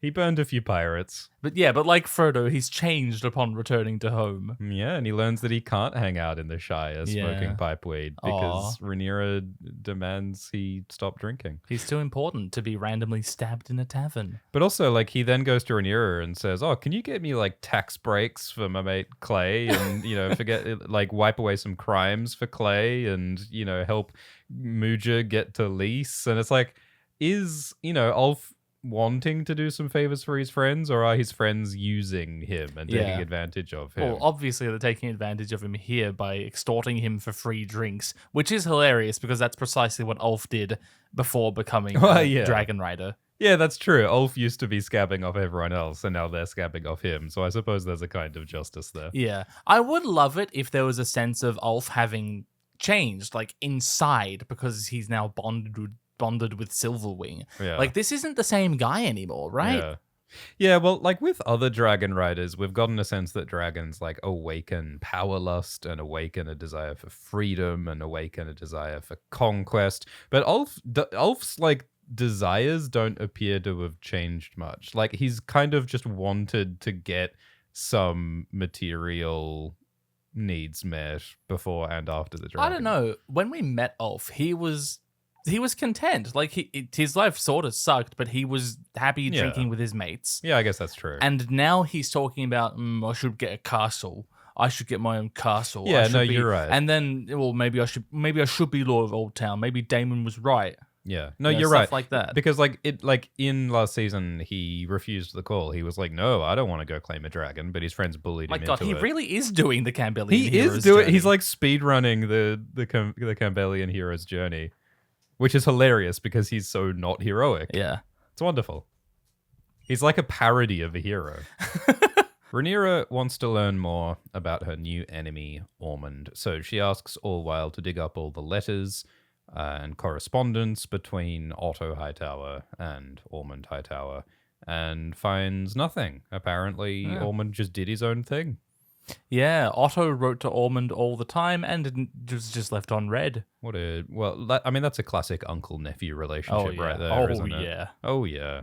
Rhaenyra also asks Orwell about the relationship between the Hightowers and the Faith. And I think we talked about this, but like the Faith is based in Old Town, which is controlled by the Hightowers, so they are connected. But Orwell says that the Hightowers don't control the Faith as such. Like, Oh God, I fucking love the comparison between the Faith is to the Hightowers as the dragons are to the Targaryens. yeah, Like, that is fascinating. It's so fun that he says that. Yeah. And he then says the Faith is too proud to allow that sort of control. The dragons are too proud to be controlled by the Targaryens. Yeah, right. And if you remove the Faith, that will incite the faithful. If you remove the dragons, you'll insult the dragon riders. God, like dragons, like money, like nation, are all these concepts that are bigger than any one person, and no one person can control nationalism or religion or money, so it all is a dangerous force to toy with. these ideological, metaphysical ideas that we've created that spiral beyond our control. Yeah, and like dragons have always been a metaphor for these forces, and Viserys tells us in the very first episode that these forces cannot be controlled. It's an illusion, and the idea that we should trifle with them is a bad one, which is why Viserys was so cautious and, like, as a result, ineffective. Orwell says that they probably can't remove the High Septon without pissing off everyone, but they could try to sneakily assassinate the High Septon. This sort of conflict between the leaders of religion and the leaders of nations, even though those nations and those religions are so closely intertwined, very prominent in real-world history. Like, especially the European Middle Ages history that Westeros is so heavily based on. Yeah. Yeah, is Rhaenyra going to make her own church so she can divorce Daemon? She sort of Ooh. like went into a different religion to marry Daemon. Like, they were married in the Valyrian custom. I really like how Orwell is like, yeah, maybe we should assassinate the Pope. And Rhaenyra's like, assassinate the Pope? Orwell? Orwell. Spicy. I didn't know you had it in you. No, let's not do that. And Orwell's kind of like, because like Orwell was really going, ooh, should I suggest this? Is this going too far? Because Orwell's in a really like precarious situation right now where Rhaenyra is like, you can live if you're useful. So Orwell is trying really hard right now to be useful, What and does he's not useful- sure how far he should go. He's wondering what useful means to Rhaenyra. Orwell does sort of say the wrong thing to Rhaenyra here, and her response is to say, ooh, that's a bit fun, isn't it? And like, she doesn't try to kill him. Yeah, God, I fucking love this shot so much. yeah. I mean, just It's so cool. the evolution of the appearance of the Eyrie throughout Game of Thrones and House of the Dragon is interesting because It's intractable. there've been some like radical redesigns Yeah. that each like try to vaguely honor the previous appearance, but also try to make it less stupid each time, you know. And I think they've landed on something good. It's really funny to me that inside the Eyrie, There's Great a mural Hall, of the Eyrie. there's a picture of the Eyrie. I think it's the same in the Red Keep. I think in the small council room, there's a big mural of the Red Keep inside the Red Keep. I love Jane Aaron's costume. It's fucking insane. It's so incredible. extra. Like, Alice Rivers shows up in that Harrenhal scene, and you're like, ooh, girl, wearing that. And then, like, you're like, okay, no one's going to top that for a long time. And then 3 scenes later, Jane Aaron is wearing this cape. Are you kidding me? So Daemon comes to Lady Jane Aaron and he says, "Gimme money." Yeah, Rhaenyra sent him here to basically get him out of her hair. And also, like, you know, Jane Aaron owes us, even though she doesn't see it that way. And Jane Aaron is cross because she made a deal with Rhaenyra where Rhaenyra would give her a dragon to protect the Vale in return for an army. And the dragon that Jane gave her was little Stormcloud, A who hatchling. was tiny and useless. And so Jane says that, well, I should send an army of babies, which is a hilarious image. Imagine the Knights of the Vale are coming and they're still in their diapers. To parallel with Cregan Stark's army of old men. Yeah. I really like the banter between Jane and Daemon. I like all of the implied history because, you know, Jane probably suspects that Daemon murdered Rhea Royce, who was to be one of Jane's lords, the ruler of Runestone. Yeah. So, And like, Rhea was herself a powerful woman. Daemon said that he was going to come and claim Runestone as his own. He was going to petition Jane, and they don't confirm whether that happened He or not. threatened that to Gerald Royce in season 1. Yeah, maybe he didn't carry out that threat. I think that, like, the point of that was, hey, Gerald, if you fuck with me, I will ruin your life even more, so leave me alone. Yeah.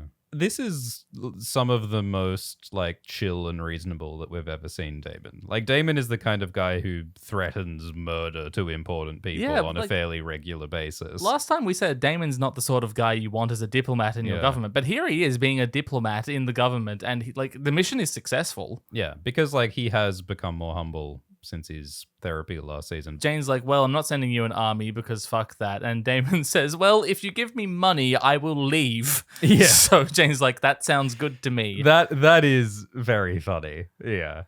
That is very funny. Everyone is willing to pay Daemon to go away because he's such a unsettling presence. I love that when Daemon confronts Rhaena, he says, "What have you done?" in the same way that Rhaenyra tells Jace, "What have you done?" Yeah, we're both confronting our children's. Like, is Rhaena dead in a sense to Daemon? I mean, she is as like a political entity. Yeah. I mean, she says like, "Tell them I died." Yeah. And what is worse than seeing your child die?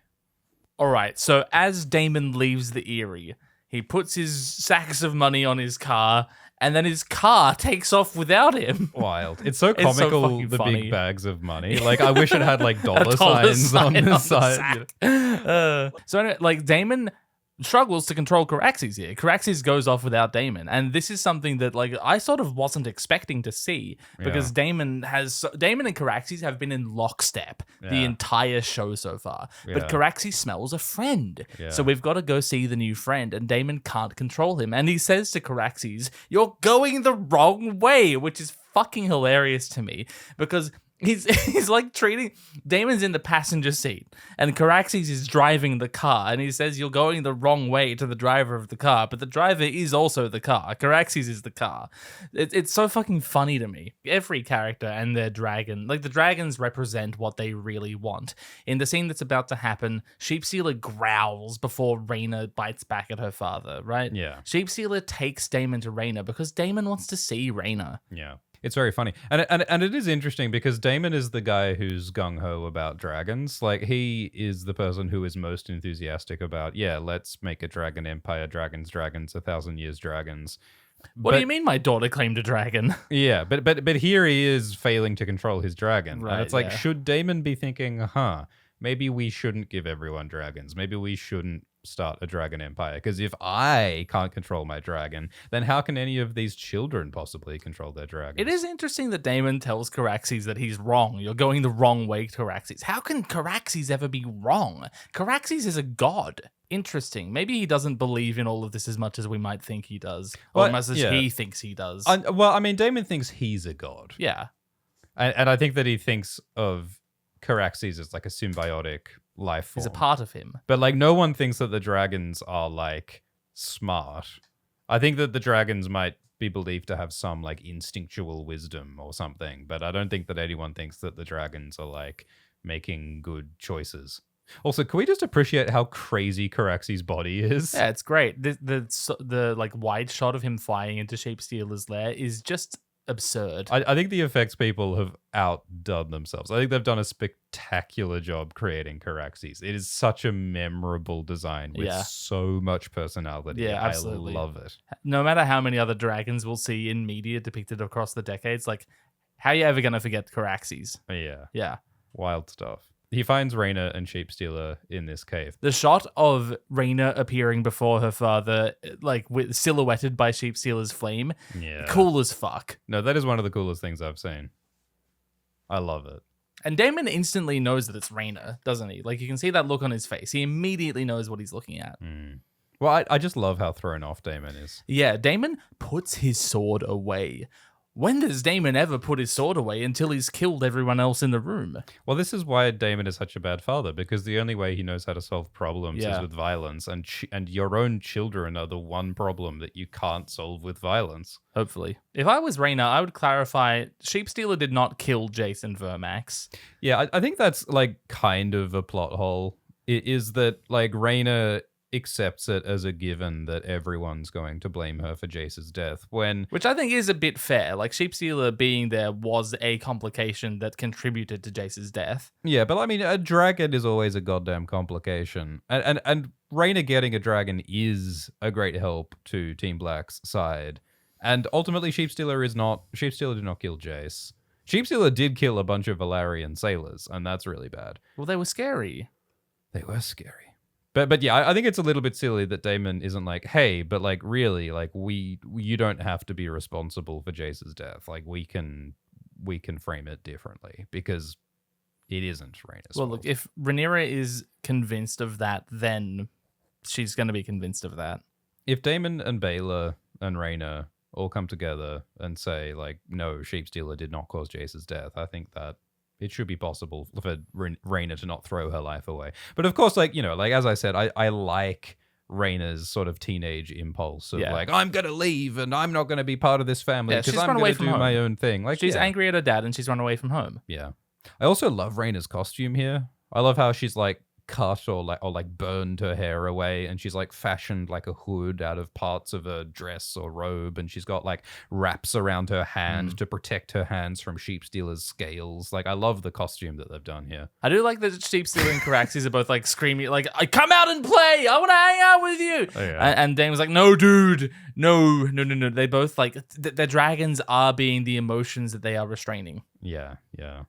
Oh, Damon is so taken aback by all of this. He doesn't have a response. There's no tool in his belt for dealing with this. Yeah. Damon insists that's a wild dragon. We can't use it, but it's a part of me now.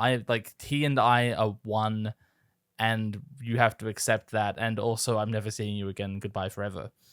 So Rhaena asks Daemon to tell Rhaenyra that Rhaena is dead, and this is a great like love versus duty challenge for Daemon, because yeah. last season Daemon had just been convinced that it is his duty to be loyal to Rhaenyra, and now immediately his love for Rhaena is clashing with his duty to Rhaenyra. So soon after he had a vision of his wife Lena, Rhaena's mother, who is dead because of dragon stuff and also because of a child. Yeah, that vision where Lena told him, this war is dangerous. Are you looking after our daughters? Yeah. My goodness. I do wish that Daemon said the name Lena at some point this season so far. Yeah, I agree. I hope this comes to a head. I hope at some point Daemon has to say out loud why this is such a big problem for him. I adore the shot of Matt Smith turning around and just running away from Sheep Stealer. Yeah, like he's, I should go back. I should go in there and pursue my daughter. And oh, fuck, there's a dragon. Like, this is we have never seen Daemon Targaryen look so undignified as to run away in fear from a dragon. Like, this is so like humiliating. Yes, for the whole Daemon thing is in humiliating so for many him. different ways. It makes you wonder. So Rhaena was supposed to be going with Rhaenyra, with my sons, Daemon's sons. I like how he says that. You were supposed to be protecting my sons, who are more important than you, my daughter. Yeah, like he's never thought about Rhaena, and he's being confronted with that right now. Rhaena says, "You've never given me more than a passing thought, have you?" Rhaena the unfortunate, and she's been pitied. Have Rhaenyra and Daemon's sons, Viserys and Aegon, reached Pentos yet? And has Prince Reggio noticed that Rhaena isn't with them? Yeah, you would think that Reggio would have sent a letter. Or like the sailors on the boat taking them to Pentos should have gone, there's a princess missing. We should probably let the queen know that there's a princess missing. So, funnily enough, Rhaenyra, as far as she knows, thinks that Rhaena went with Aegon and Viserys to Pentos. Also, Rhaenyra said that Joffrey should be brought back from the Vale. Has that already happened? Like, Joffrey isn't at the Eyrie in this scene. My thinking is that Rhaenyra asked Luther Largent, or was it Mysaria, to like go fetch Joffrey, like have Joffrey fetched from the Vale. What? Oh, they're confused. It's fine. I'm not confused. And that's already happened. Like Joffrey has already been sent, but like by who? With who? I don't know. They've got dragons. Like, they should not be transporting shit. They should not be transporting princes on ships or horses surrounded by untrustworthy men who might be attacked by enemy dragons. Like, if they're sending Aegon and Viserys and Joffrey around by boat or horse, they should be terrified that Vhagar might come and eat them. Yeah. Like, they should be transporting princes on dragonback. Yes. And you can do that. Sheepstealer and Rhaena storm off and slam their room and say, "I hate you, Dad." And then Daemon looks down and sees some goats. More importantly, he sees the goat herd. I think the point is I can kill that guy and pretend that he was Sheepstealer's rider. How much has Daemon really changed? Well, here he's killing out of an act of love for Rhaena. It's really fun that he's doing this to protect his daughter.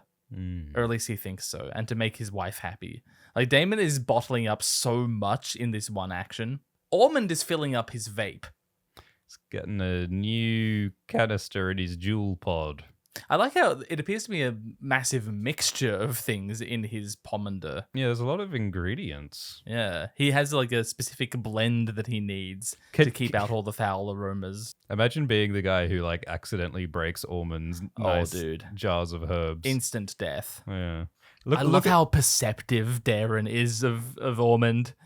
Yeah, well, it's that profoundly depressing thing of a child living with an abusive parent figure and having to watch him like an eagle for the signs that Yeah. he's about to get violent. Like, Darren is locked on watching Ormond because he knows when he has to duck. That's so fucked up. Yeah. And he saves other people. Like, Yeah. he says to everyone else, you have to get out of here. This is going to be a dangerous place very shortly. Of course, it's very deliberate that Ormond's favorite swear word is cunt because, you know, misogyny is so deeply rooted in all these guys. And so he, like, slams the table with his sword. We were talking about this shot in the Yeah. trailers. Who's like, Ormond what was killing? he attacking? What's he angry about? It's a table. He's killing a table. He's killing a table. I love the deep breath of composure Ormond does, and he just snaps back into action, like, oh, normal again. And then Johnny Roxton's just like, well, chair goes back up. Like, it's just business as usual. They're Yeah. expecting this, and we know what to do when it happens. It's protocol for Ormond to have an insane outburst. Yeah. It's funny that Ormond says, your Uncle Gawain, to Instead Darren. of my cousin Gawain. Yeah. Oh, so when he's not joining the war, suddenly he's my uncle. Yeah. So, and again, that like connects Darren and Gawain as being alike, whereas Ormond is unlike them and opposed to them. Darren is so hopeful of seeing Gawain. It's tragic. It's sad. Yeah. Like, this kid makes me feel so sad that he's not going to see his cool uncle. His cool Uncle Gawain. Fuck. And he's stuck with shitty Uncle Ormond. He's not his uncle, but close enough. Yeah. This poor kid has cool Uncle Gawain and fucking Daemon Targaryen Oh my god. as his uncles. Ormond wanted Aemond to bring the dragon Vhagar, and you can see how that could like work out for them. Like, Ormond could use Tumbleton as a trap and use Vhagar and Tessarion to kill whichever dragons Rhaenyra sends. Yeah, because Rhaenyra's only sending one dragon at a time. It's either Vermithor or Silverwing. And between Tessarion and Vhagar, they probably would win that. Yeah, that's how the Greens win this. Like if the Greens Pick 'em off one by attack one, all yeah. of Rhaenyra's dragons together, they die. But if Vhagar can kill some of Rhaenyra's dragons one by one, they have a chance. I think also if they got Dreamfire, they would have a chance. But yeah, I think that's what Ormond's trying to do. But, you know, this is why Rhaenyra is so obsessed with finding Vhagar. It's the Yeah. most important thing. So then we have a delightful scene where Ulf comes to Rhaenyra and very politely asks for her to give his drinking buddies. A little house outside Rosby, pardon for small crimes. We don't need to get into it. And passage to lease. So I love how Ulf like tries very hard to speak formally, but he doesn't really know how to do it. Yeah. I wonder if like Clay... Favors for allies, your grace. I do love at the start of this, after Orwyle leaves, and the Kingsguard is like, Ulf is hanging around your grace. I love this talk about bellies.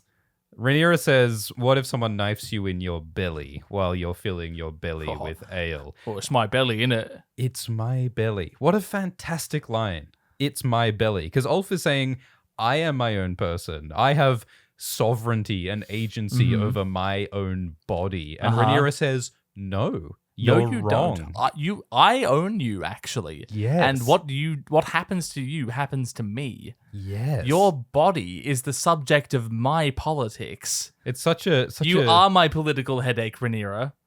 You know, it's exactly the same thing. Like, I control your body for political reasons. It's exactly what she's been going through her entire life. Yes. I mean, it is different, of course, because this is a drunkard who wants to hang out at his favorite. Like, she's telling him you can't. The tavern, drinking at the tavern with me mates is the only thing Ulf's ever enjoyed, Yeah. and now she's taking it away from him. Yeah, she is taking away his freedom and his Yeah. ability to put what he wants in his body, and it is the same thing that Viserys was restricting for Rhaenyra, and that Yeah, Otto was Rhaenyra wanted to restricting put for Kristen Cole's Alicent. penis in her body, Exactly. and Viserys wouldn't have it. Exactly. So yeah, I just love the bluntness, and it's so perfect between Rhaenyra and Ulf because like Ulf is someone who's so clueless, where we do get to have these dialogues that explain the basics in the most direct, simple, blunt way possible. The belly, of course, is where babies are gestated in the bodies of women. So, like, something in your belly, that's like Rhaenyra's children. Well, Right, and yeah. it's of political importance, right? What happens in your belly is politically important to me. Like, it's about the control of bodily autonomy that has been restricting Rhaenyra and Alicent their whole lives. And Rhaenyra, of course, is like strategically completely correct, because if Ulf or Hugh die, Yeah, that's a dragon Rhaenyra down. loses one of the biggest dragons and engines of war in the world. So it's like being a dragon rider, like you have no freedom if you're being responsible Yeah. to the realm. The politics are forcing her to seize Ulf's bodily autonomy. It's wonderful. It's such a fun scene, and we get to feel so sorry for Ulf. Like, you get to see the exact frame where his heart breaks when he realizes he can't go to the pub He anymore. can't hang out with his mates anymore. He just became the coolest guy in the tavern, and now he can't go there anymore. And it's like, what does that do to a person? Like, if all a person gets to do is sit at home or murder on a dragon, like, what does that do to your soul? That's do what you I did in become? COVID, and it sucked. Ulf wonderfully says, oh, just by the way, there's people, Yeah. painting rebellious graffiti. He and bites back. Some people say that the queen is unkind. Yeah, I'm And- sure your misguided subjects are just thinking that you might be unkind. Wrong, of course, but that's what they're doing. It's such a great way for Ulf to like passive aggressively tell Rhaenyra that he's upset without doing it directly. I mean, he's clumsy and illiterate about it. Like, as soon as he brings it up, both Rhaenyra and the Kingsguard are like, oh my god, are we going to have to kill you? Like, for what you're about to say? And of course, this Queen of Bastards stuff brings up the very insecurity that is the reason why Rhaenyra refused to legitimize Alan and Adam. And so this whole bastard business, it confirms all of Rhaenyra's biggest fears. Yeah, oh no, they see exactly what I didn't want them to see. And This it brings is up what I was and it worried brings about. up all that shame that she feels over her relationship with Harwin. And of course, Ulf is a bastard, and Yeah. Rhaenyra is his queen. Yeah. So like, she is the bastard queen of bastards, and Yeah, that's like the most powerful insecurity, is one you believe. Yes, one that's based on a real shame. And so Rhaenyra acts rashly by saying, oh, just tell Luther to stop the graffiti. And like, the Kingsguard says, Should we bring the people responsible to you? And she just says, no, just make it happen. Just make Yeah. it cease. Yeah, Which, and- of course, like giving a vague, indirect command to the City Watch, the institution of brutal tyranny that Daemon empowered in season 1, like, of course that's going to lead to destructive outcomes. so yeah, I love how Rhaenyra makes this mistake because, It's very simple hit a and nerve. emotional. yeah. Aegon works the latrines with Tom Tangletongue, and he's furious that he's the king, and he's having to do this bullshit, and Larys is like, be patient. We will resurrect you. Yes, your eventual resurrection will be the stuff of song and legend. And I love that this line comes as there's a literal dead dragon in the background. And so Aegon has this hilarious comedic line where he's like, I'm dead? They're saying I'm dead? Like, When fuck did I that. die? What? Like, what a fantastic insult to Yeah. a young man's pride. They think I'm dead? But What La- an outrage. But Larys is right. The anonymity is a bit like, it is fortunate for them that everyone thinks Aegon is dead. I do love that Larys is building Aegon up to be a religious figure. Like, your resurrection. You're going to be Jesus, Aegon. Do you understand this? al- I'm making you Jesus. But also, that's what he tells all the girls. Like, I think Oh, yeah. Larys would tell anyone that, oh, yes, I see your potential to be king, and yes, we will do it together. Like, Larys would drop him like a sack of spuds if he needed to. So Aegon's just learnt that he's dead, and he's so proud, and then he's told that he doesn't get to eat any food today, so he yells at the guy who's in charge of everything, which is stupid because he'll kill him. Aegon is made to kneel, and this time he actually does, and, like, it fucking hurts for him. His body is broken. So, like, his pride and his body are taking a beating here. Yeah, well, they're taking everything he has. Yeah, what's left of him now? So His dragon is dead, his pride is gone, he's been declared dead, his body's broken. It's over. It's fucking over. I mean, if he's smart, he embraces freedom. Like, really, the best thing that could happen to him is going to Bravos with Larry. and just hanging out forever. and just hanging out and, Yep. like, getting a hobby and maybe, making some friends. Keep chickens. Keep chickens. Yeah. Yeah. Like, that's the move, but he's not going to do it. Well, he's vengeful.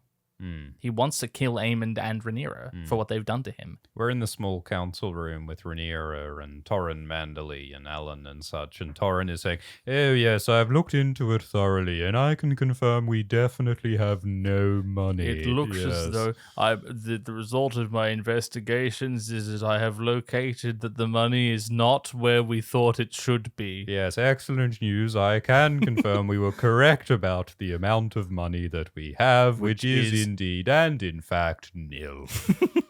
And then Damon bursts in. I've got a skull. I've got a couple bags of gold. What's up with you guys? It's like a I'm back from the Vale.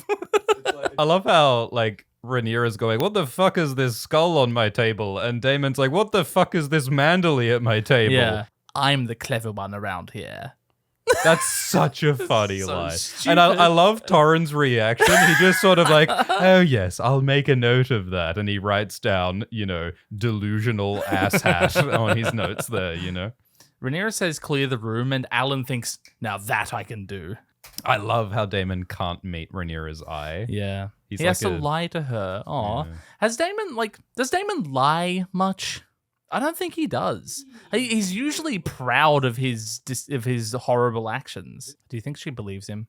Well, this is very un-Daemon-like behavior. Yeah, The yeah. Daemon thing to do would be like, Sheepstealer has fled, so I must go and claim Sheepstealer. I will slay Sheepstealer, or I will find a rider for Sheepstealer, because I'm Daemon and we must build our dragon empire. Daemon honestly believes that a wild dragon cannot be tamed, and he said that to Rhaenyra 2 episodes ago. I think that Daemon's solution to Sheepstealer is it has to die or it has to go. But if Sheepstealer can be claimed before, Sheepstealer can be claimed again. Like, all the wild dragons are a threat now. Maybe it's a distinction between claim and control. Well, yeah.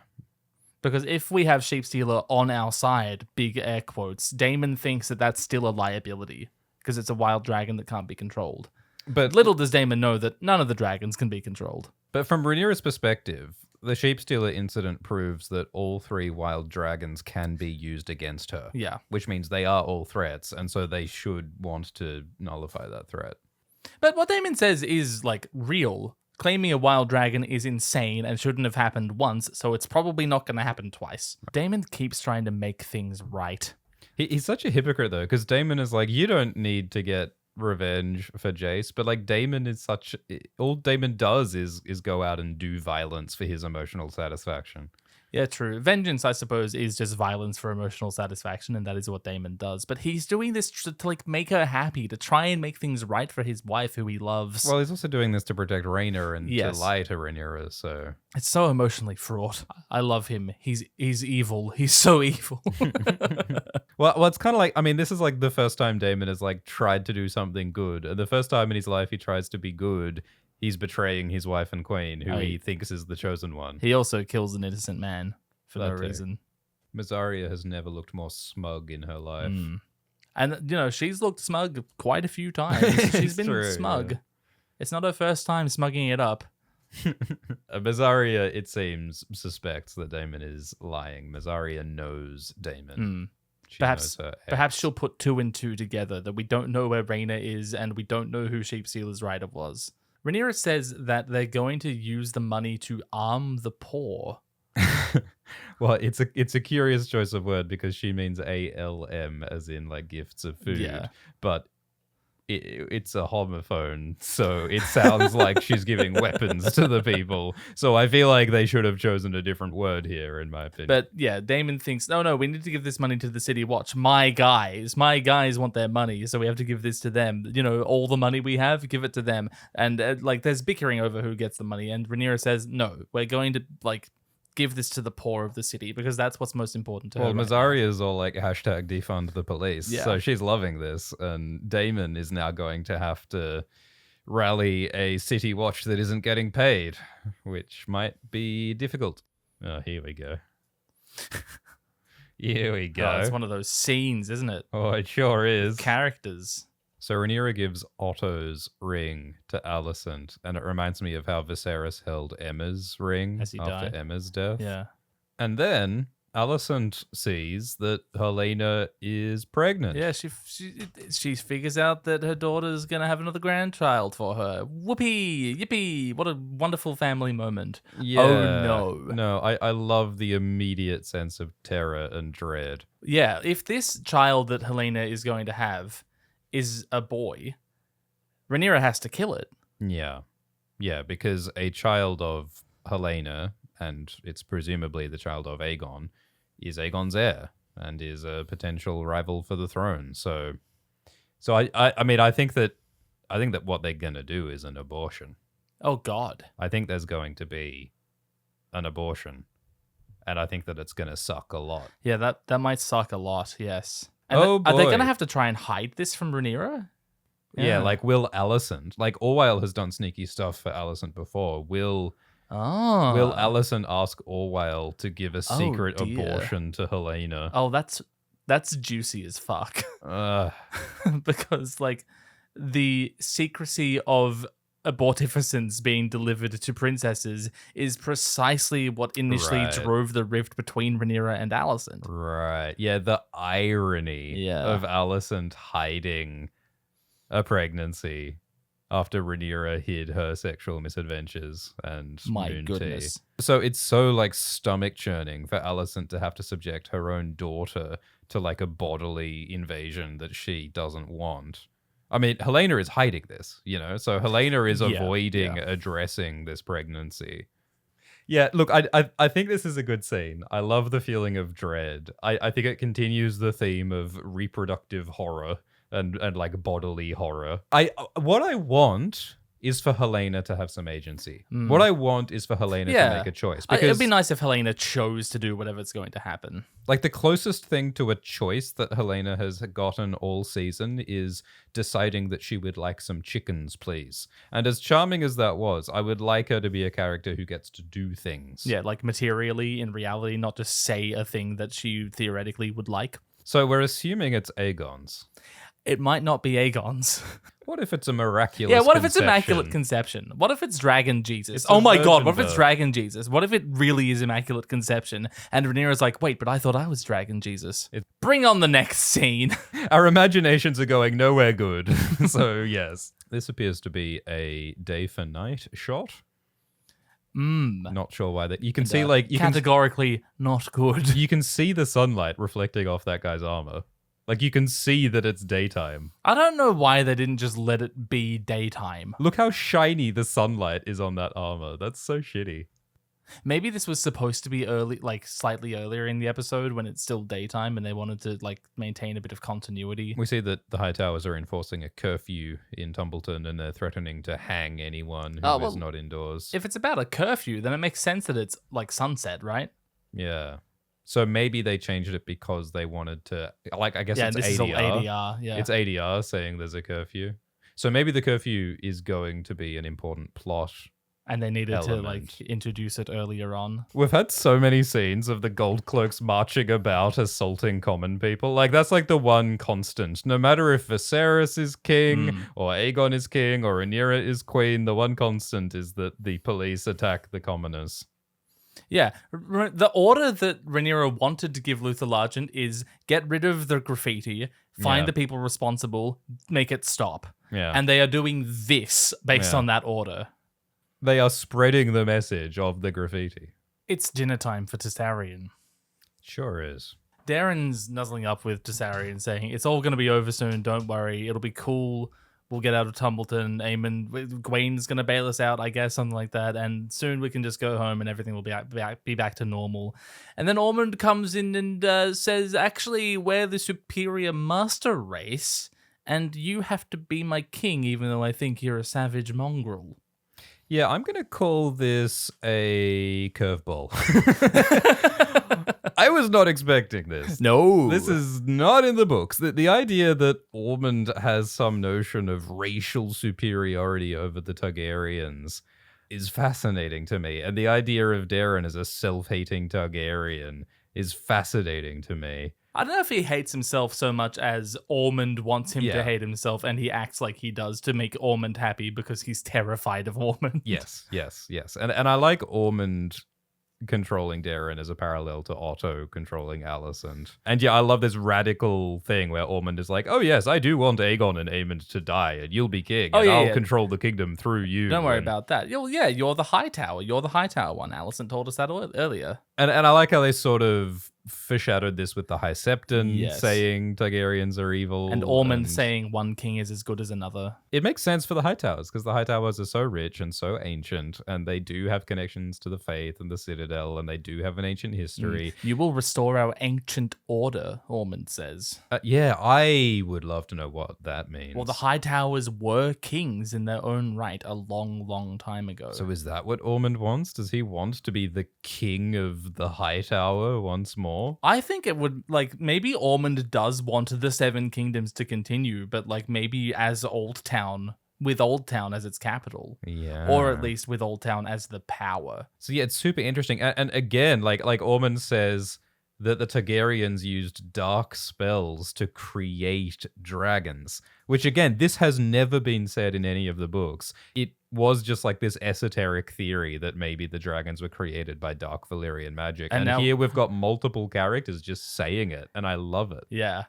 And like all of these characters have like religious motivations to believe it. So it doesn't necessarily make it true. Yeah. It just means that these people believe it. And I believe that they believe it. It makes total sense to me that they think this.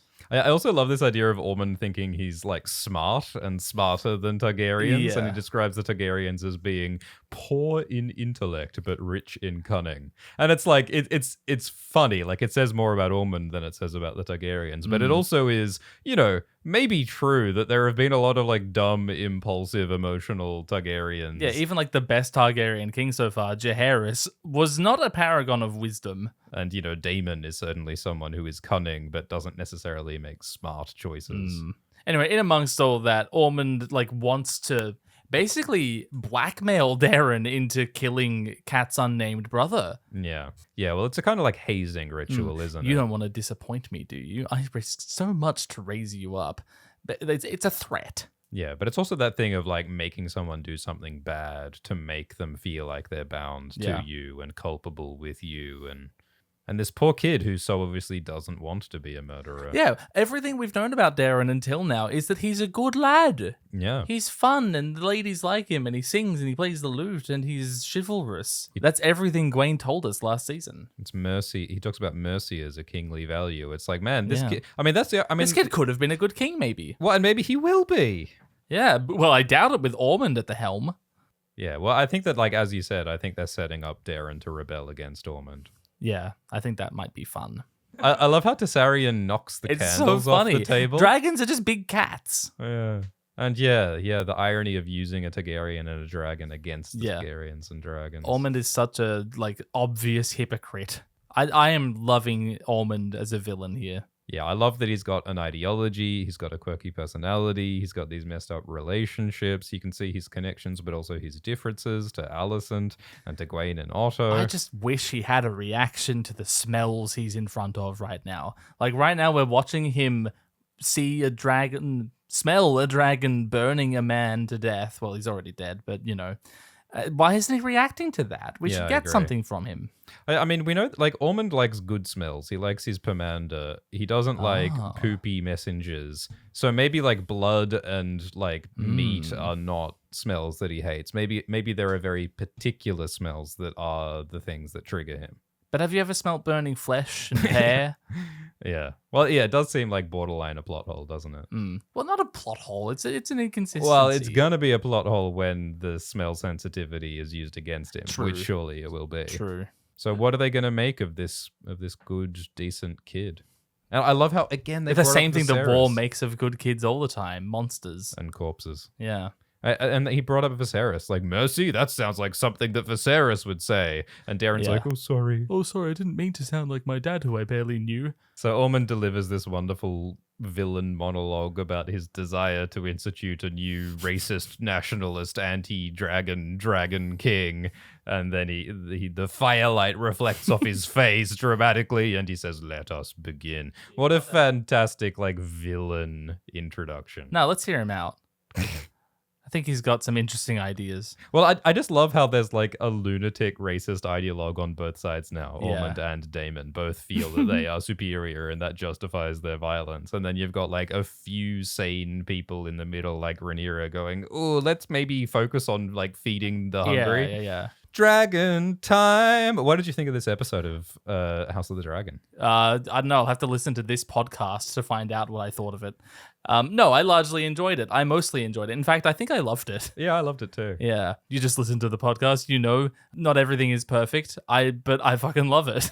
Yeah. I like that it's throwing us curveballs. Like, as a book reader, I love that it's doing weird stuff with Sunfire. It's doing weird stuff with Ormond. It's doing weird stuff with Rhaena. Some people would hate those changes because they're different to the books, but like I don't. I really like those changes. I do have some annoyances about like Rhaenyra and Alicent perhaps, but mostly I love this. Yep. Like I'm enjoying being surprised. I think my reservations are even less reserved than yours. I think I'm just here for pretty much everything the show is giving me. Yeah. I mean, I'm loving Alice and Harrenhal in general. Kristen, Dwayne. The Laris Aegon relationship is fun. I'm very curious what the hell they're doing with Tumbleton. The Jane Damon scene was so much fun. It's just Caraxes in general is just wonderful. The Damon Rhaena scene was spectacular. Ormond's crash out. Ulf is hilarious. Yeah, I really like this episode. I really like this episode, and I really want to find out what happens next. Okay. Alt Shift X. Yeah. What is this episode called? We are 1 for 3. I absolutely nailed Rhaenyra Triumphant. Yeah, you did. We fucked up the previous 2 episodes. What do you think this one's called? Ormond's no good stinky day. See, one of these days I'm going to get a genuine answer out of you. A song of piss and latrines. I think that this episode is about fathers. Like Corlys as a father to Alan. Ormond. And Ormond as a father figure to Damon. Damon to Rhaena. It's a dad episode. Laris to Aegon, sort of. Yeah. Yeah. Kristen and Gwaine to each other. They are co-daddies. Yeah. Yeah, no, I love this episode. I'm excited to talk about the next one. Woohoo! Woo-hoo. Thank you for listening. Thank you for talking. Thank you for listening if you're watching on Could you Nebula. imagine someone who talks along with us the entire podcast? Someone who's just like the third host? Oh, they just go, oh, yes, I agree. Yeah, no, here's you've what I missed thought it, about that. obvious. Oh, yeah. No. Yes. Thank you for hosting the podcast with us. Thank you for co-hosting. And see you next week. I hope your pajamas were nice and comfortable the whole time. Hell yeah. Oh, but you know what time it is. It's the spoiler zone. Get out of here if you don't want to hear those spoilers. Come on in if you do want to hear the spoilers. Come on in. The water's nice and warm. What? I think what they're building to is Darren rebelling against Ormond eventually. Yeah, I agree. And I think Darren's heroic act might be killing Ormond with Targaryen. Yeah, I think that would make sense. And then tragically, Darren dies at the hands of like Vermithor Or John Roxton. Yeah. I agree. I think that's a good idea. I think Darren heroically disobeying Ormond would be cool. Yeah, like, I don't want to be king. What you're doing is actually fucking mad. You're no better than Daemon, etc., etc. Like, I think that the death of Daemon and Aemond and Caraxes and Vhagar into the God's Eye, like, maybe that is the thing that Alice must complete, and then she may leave this world. That's really interesting, because in the book, Fire and Blood, Aemond and Daemon die, and Alice continues to exist. She still does stuff, apparently, in Fire and Blood Part 2, Blood and Fire, coming to your bookstore never. Yeah, Alice does take over Harrenhal, and she claims to have Aemond's son. And like maybe she wants that son to be king, or maybe she wants to sacrifice that son. I think that's another obvious possibility. Like the books talk a lot about king's blood and sacrificing children who have king's blood. And so if Alice birthed her son, Aemon's son, and then killed her own son as a blood sacrifice to the weirwoods, I think that would be like a powerful magical act that would do something. Yeah. If Daemon and Aemond are the models of what if these toxic men try to be better, like the way the story ends for them is death. They end up killing each other in wars. So it's kind of a depressing ending, isn't it? Like, will any of the toxic men in this story be able to better themselves, or is all of their fates to die? Aegon's gonna die. I think the answer might be Corlys, because Yeah. Corlys does theoretically in the book, like through, it's all a matter of interpretation. But I think Corlys does better himself, and he does become a more rational steward of the realm. Yeah, I agree. I think that Corlys and Alan are the hopeful characters Yes. for the future. But neither Corlys nor Alan were anywhere near as toxic and dysfunctional as Daemon and Aemond and Kristen. I think Corlys is quite destructive when you look at his actions on paper. But yeah, the show hasn't really illustrated that he's of the same ilk as Daemon and Aemond Yeah. and Kristen. I think it would be a better show if Corlys was more destructive and emotional, so that we had a male character who, Does undergo that transformation. Yeah. because I think that, like, as we were saying, like, in terms of the tone, this story is so bleak right now. Yeah, who's doing good? And who's doing good? And, like, based on what we know from the books, like, the majority of these characters will continue to murder and rape and do evil Until and they then die. they will die. Yeah. And so I think that what is the meaning and the moral of this story? Is it all of these people are bad and will die ignominiously? Like, you know, Alan and Corlys are hope, and Baylor is hope, but those were the most well-adjusted and sane characters from the start, and so we need they reform. It needs to be a story of reform. and so they don't have much of an arc, because like Corlys and Alan and Baylor were some of the most reasonable moral characters at the start, and at the end they will again still be some of the more reasonable moral characters. So the survivors are the people who did not change. Yeah, I'm concerned that all of the characters who have arcs in this story die. yeah, I think they're And- gonna make Daemon a hero, but he'll die a hero, right? Yeah. Well, yeah. I think that that's one of the ways they can play it is trying to make Daemon and Aemon's deaths heroic. Like trying to make it into Daemon is dying for Rhaenyra, and Rhaenyra will never know that Daemon died for her. Like Rhaenyra will be thinking, "Whoa, Daemon betrayed me. Daemon and Rhaena betrayed me. I hate them." But Daemon will be making a sacrifice for her by killing Aemond and Vhagar, who are the last big threat to Rhaenyra. I think that's probably the way to play it. I hope it's not just for Rhaenyra. I hope Daemon dies sacrificing himself, not just for her, but for everything. Well, for Rhaena. For the good of the realm. For Rhaena and for Baylor. Like, yeah, because season 2 was about Daemon recognizing that he needs to Not be everything's loyal to about you. Rhaenyra, but he needs to care about his kids Like, as well. If we say that the season 3 episode 2 episode was in fact the season 2 finale, Daemon's arc ends with Mysaria telling him not everything's about you. It solidifies everything Alice was trying to get to him. Yeah, I think it would be beautiful if Daemon ultimately dies for Rhaena with his family in mind. I wasn't enough for you in life, so I'll be enough for you in death. Hi, Swift. Hi, Glidus. It's What time Dragon- is...